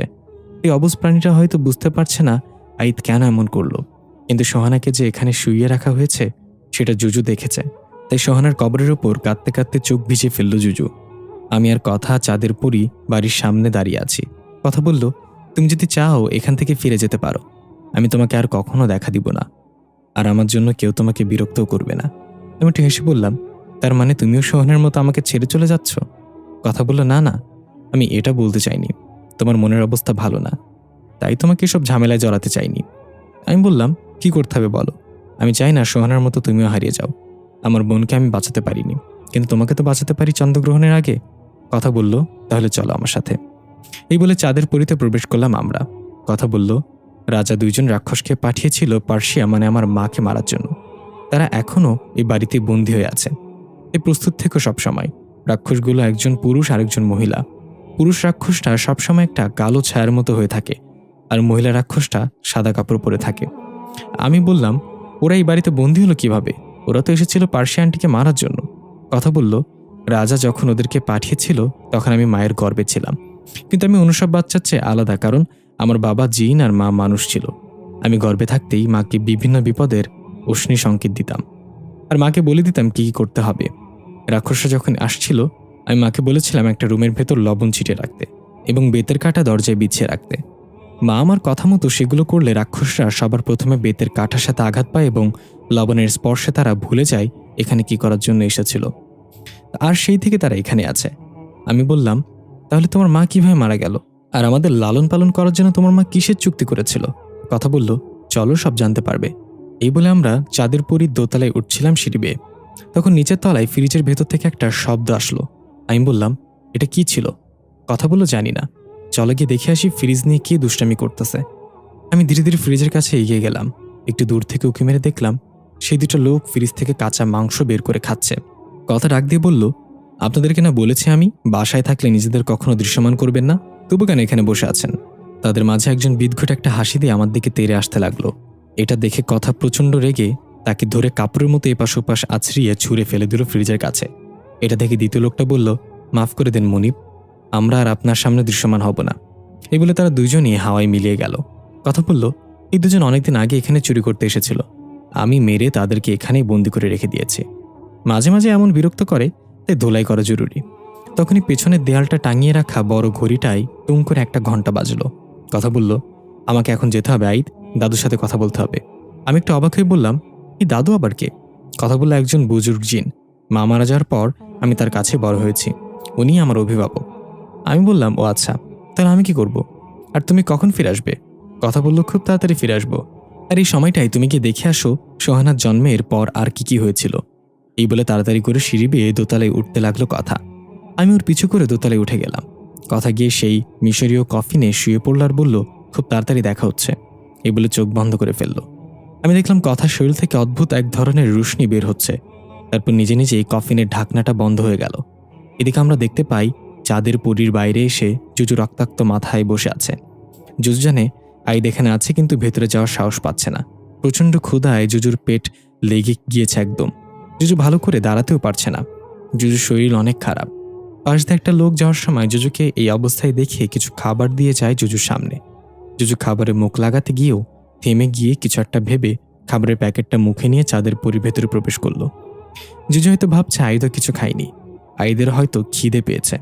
জুজু হাঁটতে পারছিল না, ভালোভাবে কেঁপে কেঁপে পড়ে যাচ্ছিল। কথা চলে যাওয়ার পর আমি মন খারাপ করে বসে আছি সেখানে। হঠাৎ পেছন থেকে কেউ বলল, তুইও মরে যা। আমি চমকে গিয়ে পেছনে তাকিয়ে দেখলাম একটা কালো ছায়া দাঁড়িয়ে আছে। এটা হয়তো সেই রাক্ষস এখানে বন্দি থাকা। আমি বললাম, আমিও মরে যাব মানে? ছায়াটা ভয়ঙ্কর একটা হাসি দিয়ে বলল, তোর একমাত্র বোন মারা গেল, তুই কিছুই করতে পারলি না। আসলে তোরা মানুষ অনেক দুর্বল। আমাদেরকে দেখ, 1000 বছর ধরে বেঁচে আছি, আমাদের কোনো মৃত্যু নেই।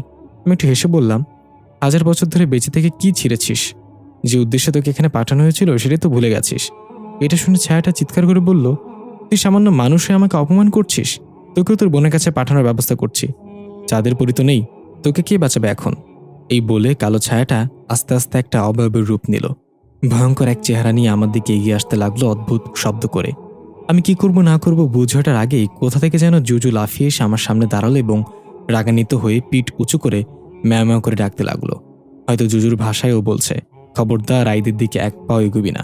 এটা দেখে কালো অবয়বটা ভয়ে সেখান থেকে অদৃশ্য হয়ে গেল। এ থেকে বোঝা গেল রাক্ষসটা বিড়াল ভয় পায়। আমি চুপ করে দাঁড়িয়ে আছি। খেয়াল করলাম জুজুর মাথা ফেটে সেখানে রক্ত শুকিয়ে গেছে। আমার মনে পড়লো পাথর মেরেছিলাম ওর দিকে। জুজু অনেক দুর্বল। আমার চোখ পানিতে টলমল করছে। জুজু মুখে করে নিয়ে আসা খাবারের প্যাকেটটা ভয়ে ভয়ে আমার সামনে এনে রাখলো। ও ভাবছে আমি আবার ওকে মারবো, কিন্তু আমি এবার আর সহ্য করতে পারলাম না। কান্না করে দিয়ে জুজুকে কোলে নিয়ে বললাম, আমাকে মাফ করে দে। আমার ভেন্ডির মৃত্যুতে আমি পাগল হয়ে গিয়েছিলাম। তোকে আঘাত করেছি আমি, আর তুই কিনা আহত শরীর নিয়েও আমার বিপদে ঝাঁপিয়ে পড়লি, আমার জন্য খাবার নিয়ে আসলি। আমাকে মাফ করে দে জুজু। জুজু খুশি হয়ে আমার গাল চাটতে লাগলো। বুঝলাম ওর মনে আমার জন্য একটু রাগ নেই। কত সহজেই ও সব ভুলে আমাকে মাফ করে দিল। আমরা মানুষরা কেন এটা পারি না? আমরা রাগ পুষে রেখে ভেতর থেকে ধ্বংস হয়ে যাই। আমরা সহজে কাউকে ক্ষমা করতে পারি না। আমি নিজের গেঞ্জি খুলে সেটা ভিজিয়ে জুজুর মাথায় রক্তগুলো পরিষ্কার করে দিয়ে সেখানে একটা কাপড় বেঁধে দিলাম। তারপর জুজুর সামনে খাবার দিলে সে সুখে আবার মুখ ফিরে নিল। আমি বুঝতে পারলাম, তাই খাবার থেকে কিছুটা আমি খেলাম। তারপর জুজুর সামনে দিলেও সে খেলো। খাওয়া শেষে বললাম, জুজু তুই এখানে অপেক্ষা কর, আমাকে আমার শৈশবে ফিরে যেতে হবে। কি হয়েছিল সেদিন সেটা দেখতে হবে। এই বলে কথার কফিনের কাছে গিয়ে সেটা হালকা ফাঁকা করতেই দেখি সেদিনের মতো রং বেরঙের কয়েকটা প্রজাপতি বেরিয়ে এলো। একটা প্রজাপতি এসে আমার হাতে বসতে আমি অন্য এক জগতে চলে গেলাম। ছোট্ট সোহানাকে কোলে নিয়ে বাবা গিয়ে মায়ের নিথর দেহটার পাশে বসে পড়ল। বাবা অনেক কান্না করছিল। যে নার্স এসেছিল সোহানাকে পৃথিবীতে আনতে, সে এসে বাবার কাঁধে হাত দিয়ে তাকে সান্ত্বনা দিচ্ছিল। আমি দূরে দাঁড়িয়ে এগুলো দেখে আর সহ্য করতে পারলাম না। ছোট্ট সোহানাকে দেখে আমার বুক ফেটে কান্না আসছিল। ছোট্ট আমি মায়ের মাথার কাছে বসে আছি। তখন আমি বুঝি না মৃত্যু কাকে বলে। বাবাকে কাঁদতে দেখে আমিও কাঁদছিলাম। তবে এটা তখন বুঝতাম না আমার মা আর কখনো ফিরে আসবে না। বাবা সেই নার্সকে বলল, আপা, আপনার কাছে একটাই অনুরোধ, এই মৃত্যুর কথা আপনি কাউকে জানাবেন না। কেউ যাতে না জানে আহিদের মা মারা গিয়েছে। নার্স একটু অবাক হয়ে বলল, কেন ভাইজান? মৃত্যুর খবর না জানালে ভাবিকে দাফন কাফন কিভাবে করবেন? বাবা বলল, সেটা আমি বুঝে নেব আপা, আপনার কাছে অনুরোধ, এটা কাউকে বলবেন না। নার্স বলল, ঠিক আছে ভাইজান, আমি কাউকে বলবো না। এখন তাহলে আমি যাই। এই বলে নার্স চলে গেল। বাবা সোহানাকে মায়ের মৃতদেহের পাশে শুইয়ে ছোট্ট আইদকে বলল, বোনের খেয়াল রেখো বাবা, আমি এই যাবই আসবো। বাবা তাড়াতাড়ি করে একটা রুমে ঢুকে দরজা বন্ধ করে দিল। আমি যেহেতু একটা আলোর নাই, তাই আমি খুব সহজে বাবাকে ফলো করে সেই রুমে গেলাম। দরজা ভেদ করে দেখলাম বাবা যেন কাকে টেলিফোন করছে। রিসিভ হলে ওপাশ থেকে একটা মেয়ে কণ্ঠ বলল, হ্যালো, কে? বাবা বলল, আমি। বাবার কণ্ঠ শুনে ওপাশ থেকে সে বলল, ও দুলা ভাই, কি হয়েছে, আপনার কণ্ঠ এমন লাগছে কেন? বাবা বলল, পার্সিয়া, একটা অঘটন ঘটে গিয়েছে। ওপাশ থেকে পার্সিয়া বলল, কি হয়েছে, আমাকে খুলে বলেন। বাবা বলল, তোমার বোন তো আর নেই, চাঁদের পরীকে জন্ম দিয়ে দুনিয়ার মায়া ত্যাগ করেছে। এটা শুনে ওপাশ থেকে পার্সিয়া কান্নাজড়িত কণ্ঠে বলল, আমি এখনই আসছি। বাবা টেলিফোন রেখে আবার তাড়াতাড়ি করে সেখানে গেল যেখানে মায়ের মৃতদেহ আছে। আমি সেখানে দাঁড়িয়ে রইলাম। চাঁদের পরী জন্ম নিয়েছে মানে? বাবা কার কথা বলল? চাঁদের পরী তো কথা। আমি কি ঠিক শুনেছি নাকি ভুল শুনেছি? এদিকে আমরা দেখতে পাই কথা সেই বৃদ্ধ লোকের সাথে ফুলবাগানে বসে আছে। তার একটা আয়নার মাঝে দেখছিল আইদ কি করছে। কথা বলল, দাদু, আইদ খুব শীঘ্রই সত্যটা জানতে পারবে, ও সত্যর খুব কাছে। বৃদ্ধ বলল, এই দিনটার জন্যই তো এত অপেক্ষা। কিন্তু আইদ সত্যটা জানার পর হয়তো অনেক ভেঙে পড়বে। কথা বলল, আমারও তো সেটাই ভয়। আইদ যখন জানতে পারবে সোহানা তার আপন বোন না, তখন কিভাবে সেটা সহ্য করবে? আমি তাড়াতাড়ি করে আবার মায়ের মৃতদেহের দিকে গেলাম। বাবা ছোট্ট সোহানাকে কোলে নিয়ে ওর শরীরে কিছু একটা খুঁজছে। বাবাকে অনেক চিন্তিত দেখাচ্ছে। আমি জানি আমার কথা কেউ শুনবে না, বা আমাকে কেউ দেখতেও পারছে না। তবু চিৎকার করে বললাম, বাবা, কি হয়েছে? সোহানাকে নিয়ে এমন করছো কেন? চাঁদের পরী তো সোহানা না, কি করছো তুমি? তখনই আমাদের ভেদ করে পেছন থেকে এক মহিলা এসে বলল, দুলাভাই, এসব কিভাবে হলো? বাবা সোহানাকে বিছানায় রেখে ওই মহিলার গলা চেপে ধরে দেয়ালের সাথে লাগিয়ে বলল, পার্সিয়া, তোকে বারবার জিজ্ঞাসা করেছিলাম এটা করলে আইদের মায়ের কোনো ক্ষতি হবে কিনা। তুই বলেছিলি কিছুই হবে না। তোর সাথে ওই তান্ত্রিকের বাচ্চাও বলেছিল কোনো ক্ষতি হবে না। তাহলে এখনো মারা গেল কিভাবে? মহিলাটা একদম আমার মায়ের মতো দেখতে। তার মানে এটাই সেই মায়ের যমজ বোন পার্সিয়া।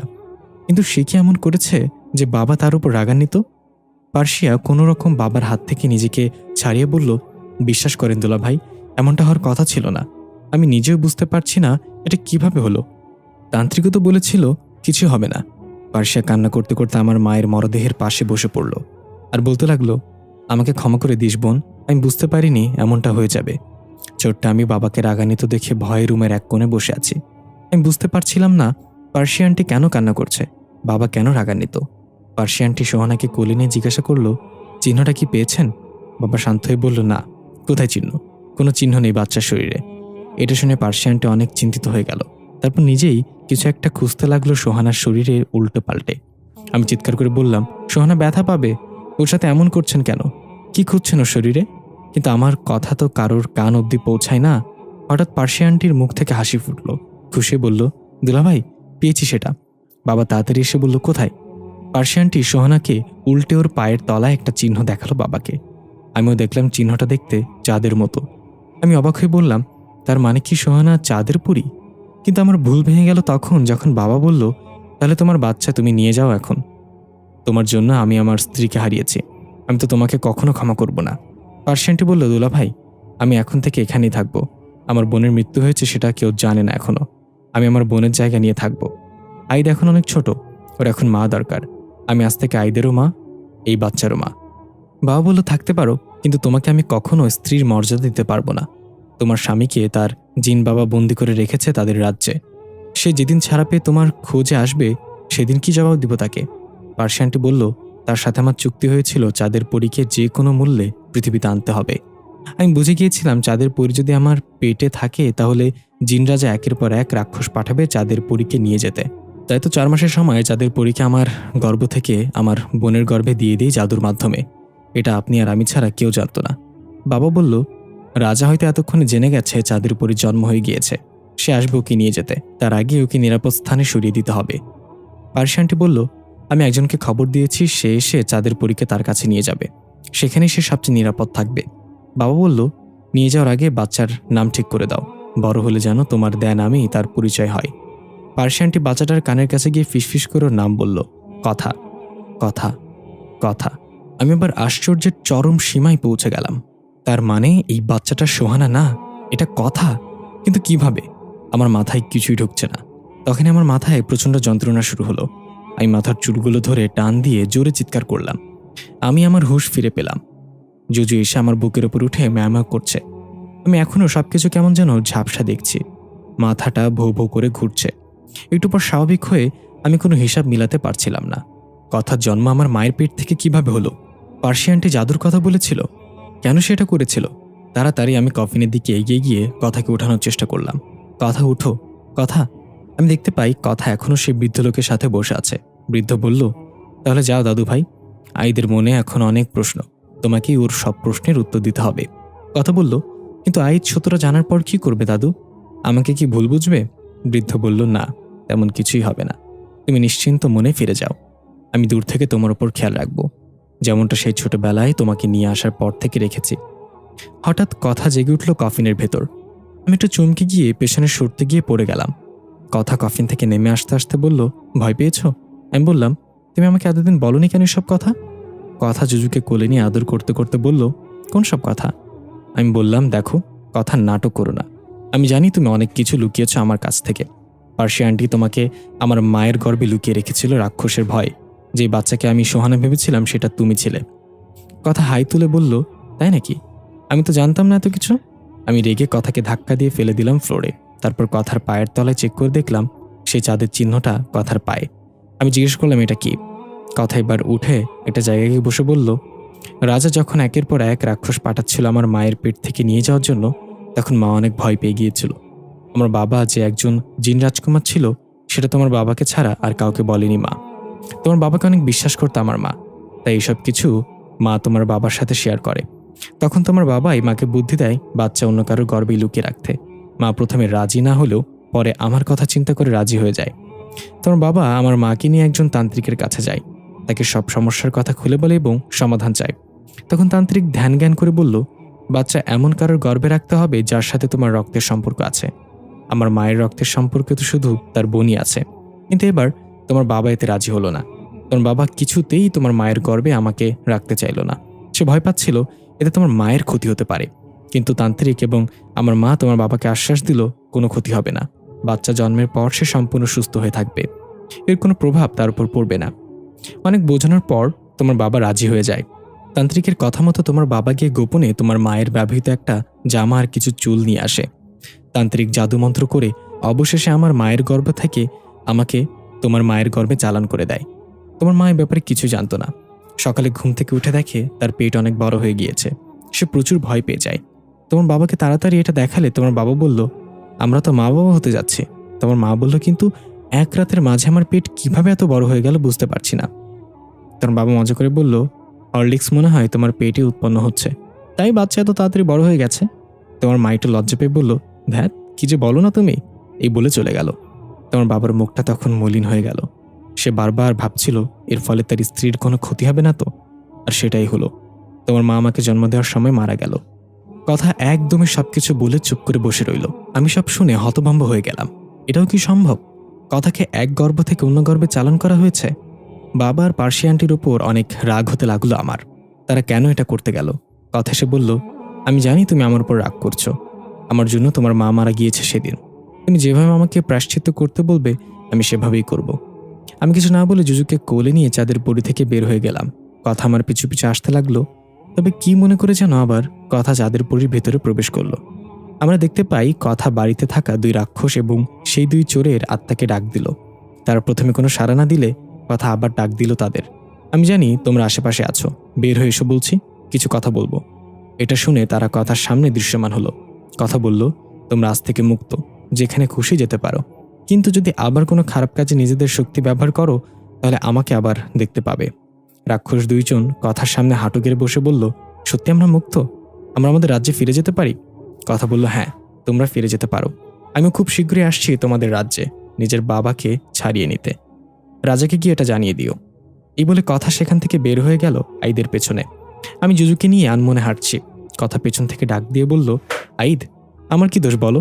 আমি তো আর বলিনি তোমার মাকে মেরে ফেলার জন্য। ওটা একটা অনাকাঙ্ক্ষিত ঘটনা ছিল। আমি বললাম, হয়েছে তো, এখন আমার কাছে তুমি কি চাও? চলে যাও এখান থেকে, আমাকে আমার মতো ছেড়ে দাও। কথা বলল, আমাকে কি চন্দ্রগ্রহণের আগে বাঁচাবে না? এবার আমি থেমে গেলাম। কথার কাছে গিয়ে দেখলাম ওর চেহারায় এক রাশ হতাশা। কথা আমার বুকের ডান পাশে হাত দিয়ে বলল, তোমার এই হৃদয়ের স্পন্দন হতে চাই, তুমি কি আমাকে ফিরিয়ে দিবে? আমি কি বলবো বুঝতে পারছি না। আমিও কথার গালে হাত দিয়ে বললাম, কি করতে হবে আমাকে? কথা হাসি দিয়ে বলল, আমাকে বিয়ে। আমি অবাক হয়ে কিছু বলতে যাব তার আগেই আমার মাথায় অন্য একটা চিন্তা ভর করে বসলো। সেদিন কথার জন্মের সময় যদি মা মারা যায় তাহলে সোহানা কিভাবে আসলো? কথা আমার চেহারা ভঙ্গি দেখে বুঝে ফেললে আমি ঠিক কি চিন্তা করছি। কথা আমার হাত ধরে বলল, সোহানা তোমার আপন বোন ছিল না আইদ? আমি যেন আকাশ থেকে পড়লাম। কথাটা কি বলল? সোহানা আমার আপন বোন না মানে? আমি বললাম, কথা তোমার মাথা ঠিক আছে? কি বলছো তুমি, সেটা কি জানো? কথা বলল, আমি জানি কি বলছি, আর এটা সবচেয়ে বড় সত্য, সোহানা তোমার আপন বোন না। এই বলে সোহানা আমার মাথায় চাপ দিয়ে ধরল। কিছু বুঝোটার আগে আমার বৈদ্যুতিক শরীরের শক্টের মতো ঝাটকা মারল। আমি চলে গেলাম অন্য এক জগতে। মা ছোট্ট আমাকে কিছু একটা লেখা শেখাচ্ছে হাত ধরে। আমি কান্না করছিলাম, বাবা কখন আসবে? মা বলছিল, এসে যাবে, তুমি এটা লেখো, তোমার বাবা এসে দেখলে অনেক খুশি হবে। আমি দূর থেকে একটু কাছে গিয়ে দেখলাম ছোট্ট আমাকে মা বাবার শব্দটা লিখতে শেখাচ্ছে। আমি মায়ের সাথে হাত ঘুরিয়ে সেটা লিখেও ফেললাম। কিছুক্ষণ পর বাবা আসলো বাইরে থেকে। ছোট্ট আমি বাবা লেখা কাগজটা নিয়ে বাবার দিকে দৌড়ে গেলাম। বাবা কাগজটা দেখে অনেক খুশি হয়ে ছোট্ট আমিকে কোলে নিয়ে চুমু খেলো, তারপর একটা চকলেট হাতে দিয়ে বলল, বাইরে গিয়ে বাচ্চাদের সাথে খেলা করে যাও। ছোট্ট আমিও খুশি মনে দৌড়ে চলে গেলাম বাইরে। তখন মা এগিয়ে এলো বাবার দিকে, এসে বলল, কি ব্যাপার দুলা ভাই, আপনাকে এত চিন্তিত দেখাচ্ছে কেন? আমি এটা শুনে অনেক অবাক হয়ে গেলাম। তার মানে এটা আমার মা না, এটা পার্সিয়া আন্টি। একই রকম দেখতে হওয়াতে আমি বুঝতেই পারিনি। বাবা বলল, পার্সিয়া, তোমার বোনের আত্মা যেভাবে আমাদেরকে টর্চার করা শুরু করেছে তাতে মনে হয় না আমরা বেশি দিন বাঁচব। গতকাল রাতে সে আমাকে ওয়াশরুমের আয়নার মাঝে টেনে নিয়ে যেতে চাচ্ছিল। অনেক কষ্টে আমি নিজেকে ছাড়িয়েছি। পার্সিয়া আন্টিও ভয় ভয় চেহারায় বলল, দুলা ভাই, আমাকে অনেকভাবে ভয় দেখাচ্ছে। সকালে নাস্তার টেবিলে আমি খাবার দেখি না, সব দেখি ময়লা আবর্জনা। রান্নার সময় গরম হাঁড়ি পাতিল চুলা থেকে আমার দিকে ছুঁড়ে মারে অদৃশ্য কেউ। আমি বুঝতে পারি এটা আমার বোনের আত্মা। আমি তো ওর সাথে অন্যায় করেছি, তাই আমাদের ছাড়বে না। বাবা বলল, কথা ভালো আছে তো? ওর খোঁজ নিয়েছ? পার্সিয়া আন্টি বলল, হ্যাঁ, কথা ঠিক আছে। আমার স্বামীর খুব কাছের একজন বুজুর্গ জিনিসে, তার কাছে কথা সবচেয়ে নিরাপদ। সে কথাকে রক্ষা করবে যে কোনো মূল্যে। বাবা বলল, তাহলে কথাকে নিয়ে আমরা নিশ্চিন্ত। এখন তোমার বোনের আত্মা থেকে কিভাবে মুক্তি পেতে পারি? আমরা তো এটা ইচ্ছে করে করিনি, এটা একটা দুর্ঘটনা ছিল। তখনই ঘরের আসবাবপত্রগুলো প্রচণ্ড রকম কাঁপতে লাগলো। দেয়ালে থাকা ছবির ফ্রেমগুলো ফ্লোরে পড়ে ভেঙে চুরমার হয়ে গেল। পার্সিয়া আন্টি সিলিংয়ে থাকা ফ্যানের নিচে দাঁড়িয়েছিল। উপর থেকে ফ্যানটা ধপাস করে ছিঁড়ে পার্সিয়া আন্টির মাথায় পড়তে নিলে বাবা দৌড়ে গিয়ে আন্টিকে নিয়ে দূরে পড়ে গেল। তারপর চিৎকার করে বলল, বন্ধ করো এসব, আমরা তোমার মৃত্যুর জন্য দায়ী না। ওটা একটা অনাকাঙ্ক্ষিত ঘটনা ছিল। আমরা নিজেরা অনেক কষ্ট পেয়েছি তোমার মৃত্যুতে। এতে করে অদৃশ্য কেউ একজন গড়গড় করে শব্দ করে বলল, আমি কাউকে ছাড়ব না। যারা আমার সন্তান থেকে আমাকে আলাদা করেছে তাদেরকে আমি মেরে ফেলব। বাবার পার্সিয়া আন্টি ভয় কোনো রকমে দৌড়ে বাসা থেকে বের হয়ে গেল। আমি এখনও সেখানে দাঁড়িয়ে সব দেখে যাচ্ছিলাম। আমার মা মৃত্যুর পর তার প্রতিশোধ নিতে ফিরে এসেছে। যদিও আমার কথা কেউ শুনবে না, তবুও কান্নাজড়িত কণ্ঠে ডাক দিলাম, মা। পেছন থেকে আমার কাঁধে কারো ঠান্ডা হাত অনুভব করলাম। আমি চমকে গিয়ে পেছনে তাকিয়ে দেখলাম মা একটা সাদা আলোর মতো অবয়বে সেখানে দাঁড়িয়ে আছে। আমি মাকে দেখে আবেগে আপ্লুত হয়ে জিজ্ঞাসা করলাম, মা, তুমি আমাকে দেখতে পাচ্ছ? মা আমার গালে হাত দিয়ে হাসি মুখে বলল, হ্যাঁ, দেখতে পাচ্ছি। আমার সেই ছোট্ট আইদ এখন কত বড় হয়ে গেছে। আমি কাঁদতে কাঁদতে মাকে জড়িয়ে ধরে বললাম, আমাকে ক্ষমা করে দাও মা। আমি সারা জীবন তোমাকে ভুল বুঝে এসেছি, কখনো সত্যিটা জানার চেষ্টাও করিনি। আমি তোমাকে সারা জীবন ঘৃণা করে স্মরণ করেছি।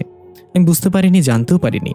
মা আমাকে শান্ত করে বলল, আমি জানি তুমি কিভাবে জীবনের এই পর্যন্ত পার করে এসেছো। আমাকে ক্ষমা করে দিও বাবা, আমি তোমার সাথে থাকতে পারিনি। ওরা আমাকে সবকিছু থেকে বঞ্চিত করেছে, তাই আমি ওদেরকে মারার জন্যই ফিরে এসেছি। আমি খুব শান্ত গলায় বললাম, মা, তুমি ফিরে যাও। তুমি যদি আজকে ওদেরকে মেরে ফেলো তাহলে ভবিষ্যতে অনেক বড় একটা পরিবর্তন এসে যাবে। সোহানা কিভাবে এলো সেটা আমি কখনো জানতে পারবো না। এটা শুনে মা প্রচণ্ড রাগান্বিত হয়ে বলল, ভবিষ্যতে সবকিছু পরিবর্তন হয়ে গেলেও আমি ওদেরকে ছাড়বো না। তুই আমাকে বাধা দিলে আমি তোকেও মেরে ফেলবো। এই বলে মা আমার মাথায় অনেক জোরে চেপে ধরলো। আমি ব্যথায় কাতরাতে লাগলাম। আমার মস্তিষ্ক দুমড়ে মুচড়ে যাচ্ছে। আমি আমার পুরো শক্তি দিয়ে চিৎকার করে উঠলাম। আমি ফিরে এলাম বর্তমানে। কথা আমার মাথা থেকে হাত ছড়িয়ে আমাকে ধরে নিয়ে একটা জায়গায় বসে শান্ত করলো। আমি স্বাভাবিক হয়ে কথাকে জিজ্ঞাসা করলাম, তার মানে মা ফিরে এসেছিল তার মৃত্যুর বদলা নিতে?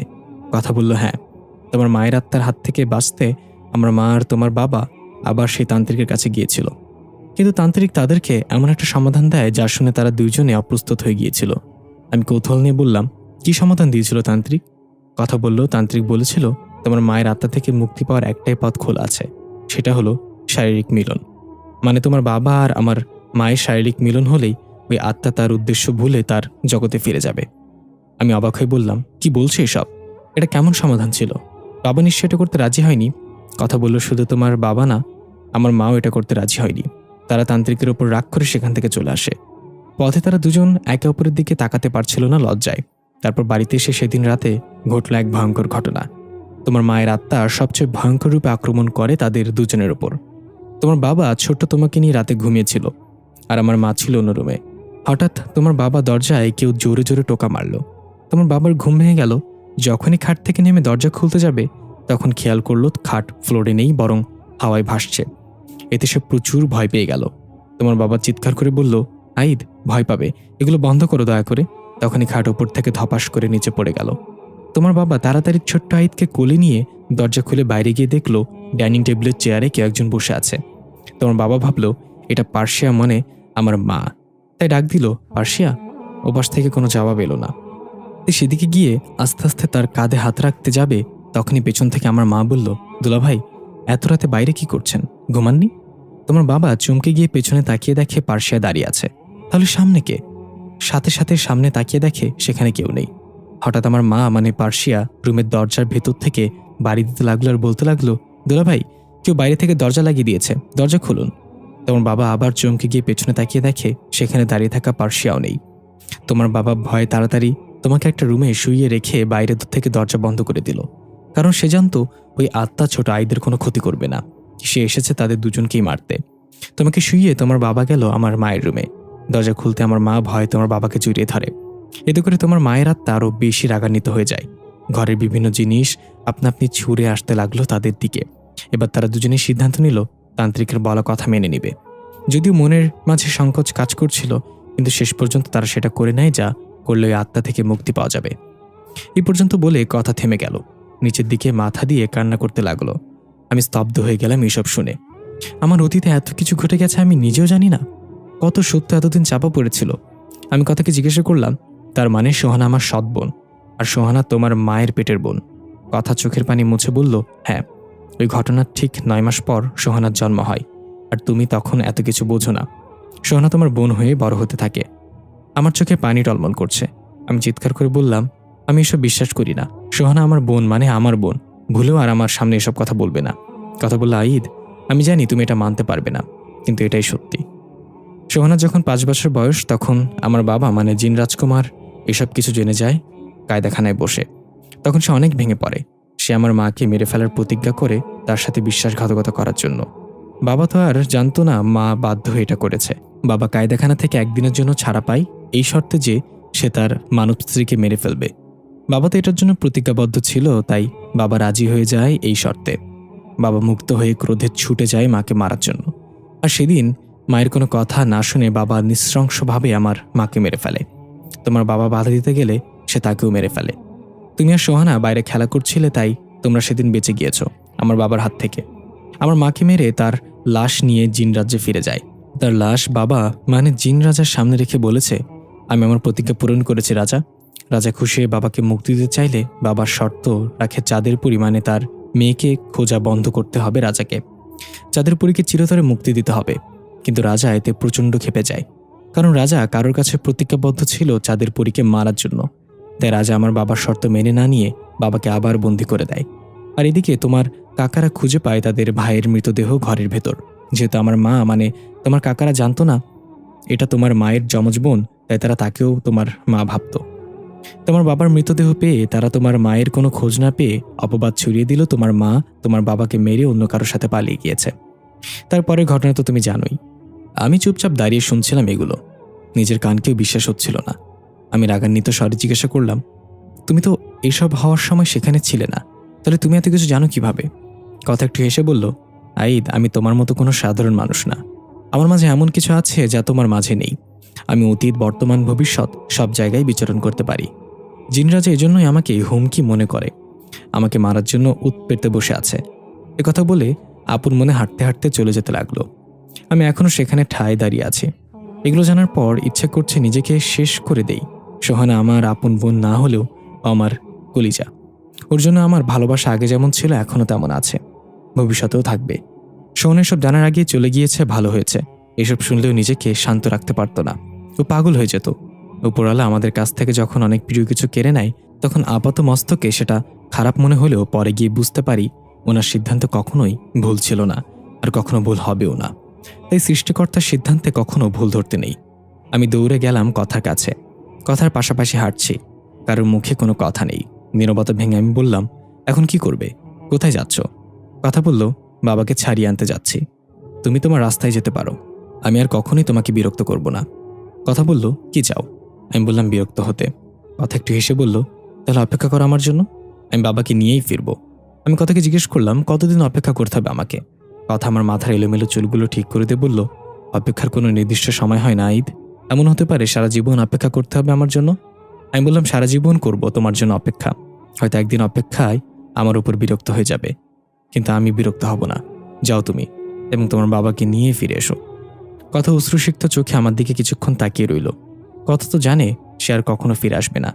কথা জুজুকে কোলে নিয়ে আদর করে বলল, আইদের খেয়াল রেখো জুজু।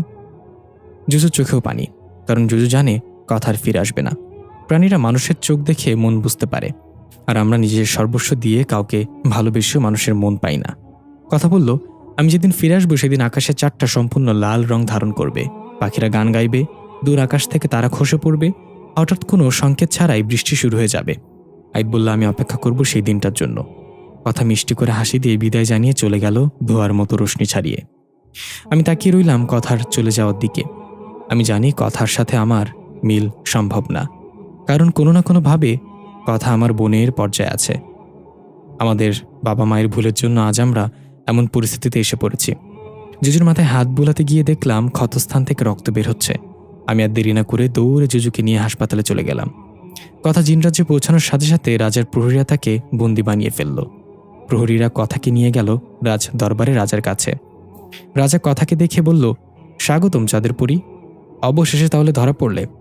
অনেক হয়রানি করেছে আমাকে। কথা একটু হেসে বলল, আমি যদি নিজ থেকে ধরা না দিতাম তাহলে আপনার এসব চালাপেলার বাপের ক্ষমতা ছিল না আমাকে খুঁজে বের করার। রাজা রেগে গিয়ে বলল, ভুলে যাস না তুই এখন রাজার সামনে দাঁড়িয়ে আছিস। আমি চাইলে তোকে টুকরো টুকরো করে রাক্ষসদের খাইয়ে দিতে পারি। কথা বলল, এতদিন যেহেতু পারেননি এখনো পারবেন না, আর আমি এখানে নিজে থেকে কেন এসেছি সেটা কেউ জানতে চাইবেন না? রাজা হাসতে হাসতে সিংহাসন থেকে উঠে এসে কথার সামনে দাঁড়িয়ে বলল, আমার নাতনি তার বাবাকে ছাড়িয়ে নিতে এসেছে, সেটা আমি কিভাবে না জানি। কথা বলল, তাহলে ছেড়ে দেন আমার বাবাকে, বিনিময়ে আপনি যা চাইবেন তাই হবে। আমি কোনো প্রতিরোধ করতে এখানে আসিনি, আমি সম্পূর্ণভাবে আপনার কাছে আত্মসমর্পণ করতে এসেছি। রাজা বলল, তুই এটা অবশ্যই জানোস আমি কি চাই। এই চন্দ্রগ্রহণের আগে যদি তোকে মারতে না পারি তাহলে জিনরাজ্যের অর্ধেক প্রাণ ঝরে পড়বে তোর পায়ের তলায় থাকা ওই চাঁদের চিহ্নের প্রভাবে, আর আমি রাজা হয়ে এটা কখনো দিতে পারি না। কথা বলল, আমি জানি সেটা, আর আমিও চাই না আমার জন্য এতগুলো প্রাণ ঝরে যাক, তাই আমি নিজেকে আপনার কাছে ধরা দিয়েছি। মারার আগে আমাকে আমার বাবার সঙ্গে একবার দেখা করার সুযোগ দিন। রাজা কথার এই আবদার পূরণ করলেন। রাজা বুঝতে পারলেন কথার মন অনেক পরিষ্কার। কথা নিজের জীবনের ব্যাপারে চিন্তা না করে এখানে চলে এসেছে অর্ধেক জিনজাতিকে বাঁচানোর জন্য। নিমিষে কথার প্রতি রাজার সব রাগ এবং ঘৃণা ভালোবাসায় রূপান্তরিত হয়ে গেল। রাজা এই প্রথম তার নাতনিকে জড়িয়ে ধরে কান্না করে বলল, তোর বাবার একটা ভুলের জন্য আজকে না চাইতেও তোকে মারতে হবে। আমি বারবার নিষেধ করেছিলাম মানব মেয়ের সাথে কোনো প্রকার সম্পর্ক না জড়াতে, এতে করে আমাদের রাজ্যে অনেক ক্ষতির সম্মুখীন হবে, কিন্তু আমার ছেলে আমার কোনো কথাই শুনেনি। সেদিন তাই বাধ্য হয়েই তাকে বন্দী বানিয়ে নিয়েছিলাম, কিন্তু হতচ্ছাড়া তার কাজ আগেই করে দিয়েছে। আমি খবর পাই সে মানব মেয়ে গর্ভবতী। আমি যা ভয় পাচ্ছিলাম তাই হলো। যেহেতু আমার ছেলের শরীরের রাজবংশের রক্ত, তাই সে যদি কোনো মানুষের সাথে সম্পর্কে লিপ্ত হয় তাহলে তার সন্তান চাঁদের চিহ্ন নিয়ে জন্ম নিবে। সে হবে চাঁদের পরী। আর সেই চাঁদের পরী যদি কোনোভাবে চন্দ্রগ্রহণ পর্যন্ত বেঁচে থাকতে পারে, তাহলে অর্ধেক জিন নিজেদের প্রাণ হারাবে তার প্রভাবে। কথা বলল, হ্যাঁ রাজা, সেটা আমি জানি। আর অনেক ভেবেচিন্তে আমি এখানে এসেছি। আমি চাই না আমার জন্য জিন রাজ্যের এত বড় ক্ষতি হয়ে যাক। রাজা বলল, আমাকে তুই রাজা ডাকিস না, দাদু বলে ডাক। আগামীকাল চন্দ্রগ্রহণ মনে আছে তো? তোর হাতে আজকের রাতটাই আছে। যা, নিজের বাবার সাথে দেখা কর। এই বলে রাজা প্রহরীদের ইশারা দিল। প্রহরীরা কথাকে নিয়ে তার বাবার কাছে গেল। এদিকে আমরা দেখতে পাই আইদ জুজুকে নিয়ে হাসপাতালে গিয়েছে। ডাক্তার জুজুর পরীক্ষা নিরীক্ষা করে ভারাক্রান্ত মনে আইদকে বলল, পশু পাখির মাঝে একটা রোগ আছে যার নাম হিমোকোলন। এই রোগটা তখনই দেখা দেয় যখন কোনো কারণে পশু পাখি একটানা কয়েকদিন নির্ঘুম থাকে। জুজু কয়েকদিন যাবৎ 1 সেকেন্ডের জন্য ঘুমায়নি কোন এক কারণে। হয়তো ও কাউকে খুব মিস করে, তার জন্য কান্না করে। তার স্মৃতি জুজুকে ঘুমাতে দেয়নি। আর তাই জুজুর মাঝেও হিমোক্লোন রোগটা বাসা বেঁধেছে। এই জুজুর দিকে অসহায় দৃষ্টিতে একবার তাকিয়ে অবাক হয়ে বলল, স্যার, গত কয়েকদিন আগে আমার বোন মারা গিয়েছে দুর্ঘটনায়। জুজু আমার বোনকে অনেক ভালোবাসত। হয়তো ওর স্মৃতি জুজুকে এমনভাবে আঁকড়ে ধরেছে যে ও ঘুমাতে পারে না। এই রোগের কি কোনো প্রতিকার নেই স্যার?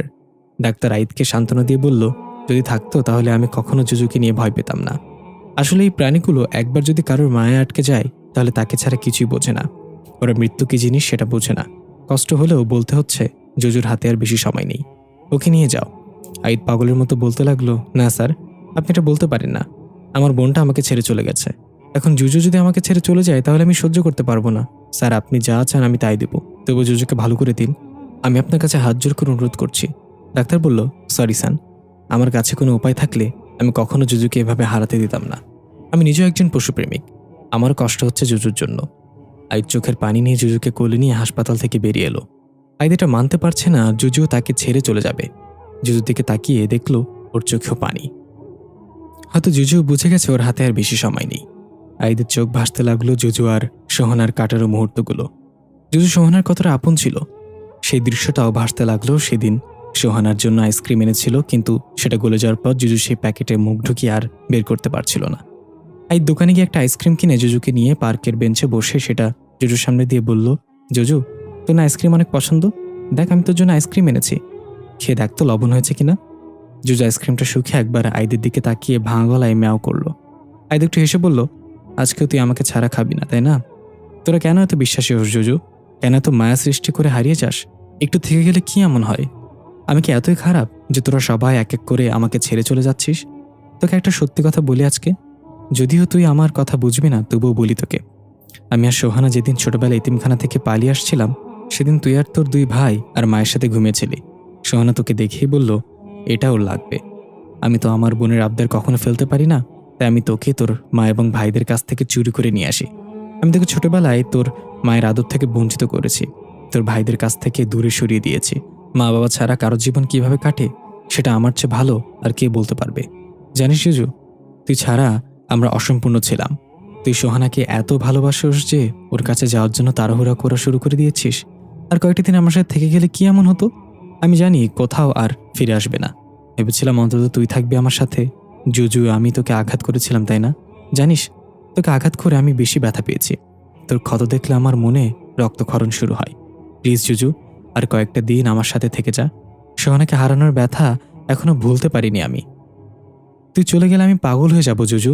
এই জুজু, কিছু তো বল। জুজু নিজের হাত পা ছেড়ে দিল ধীরে ধীরে। জুজুর অশ্রু ভেজা চোখ দুটো আস্তে আস্তে বন্ধ হয়ে গেল।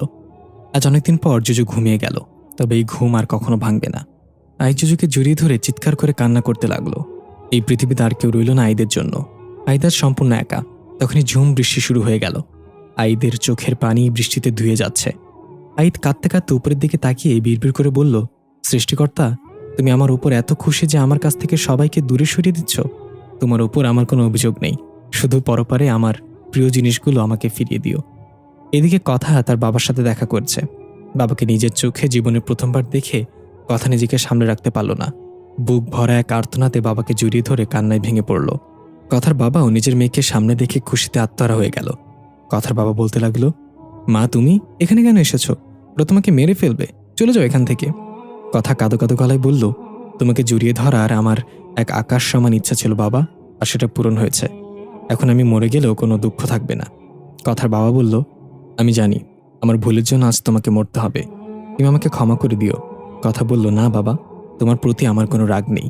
তুমি নিজের মুক্তি চাওনি, তার বদলে আমার নিরাপত্তা চেয়েছো রাজার থেকে। তুমি আমার সবচেয়ে ভালো বাবা, কিন্তু তুমি ভুল বুঝে মাকে মেরে ফেলেছ।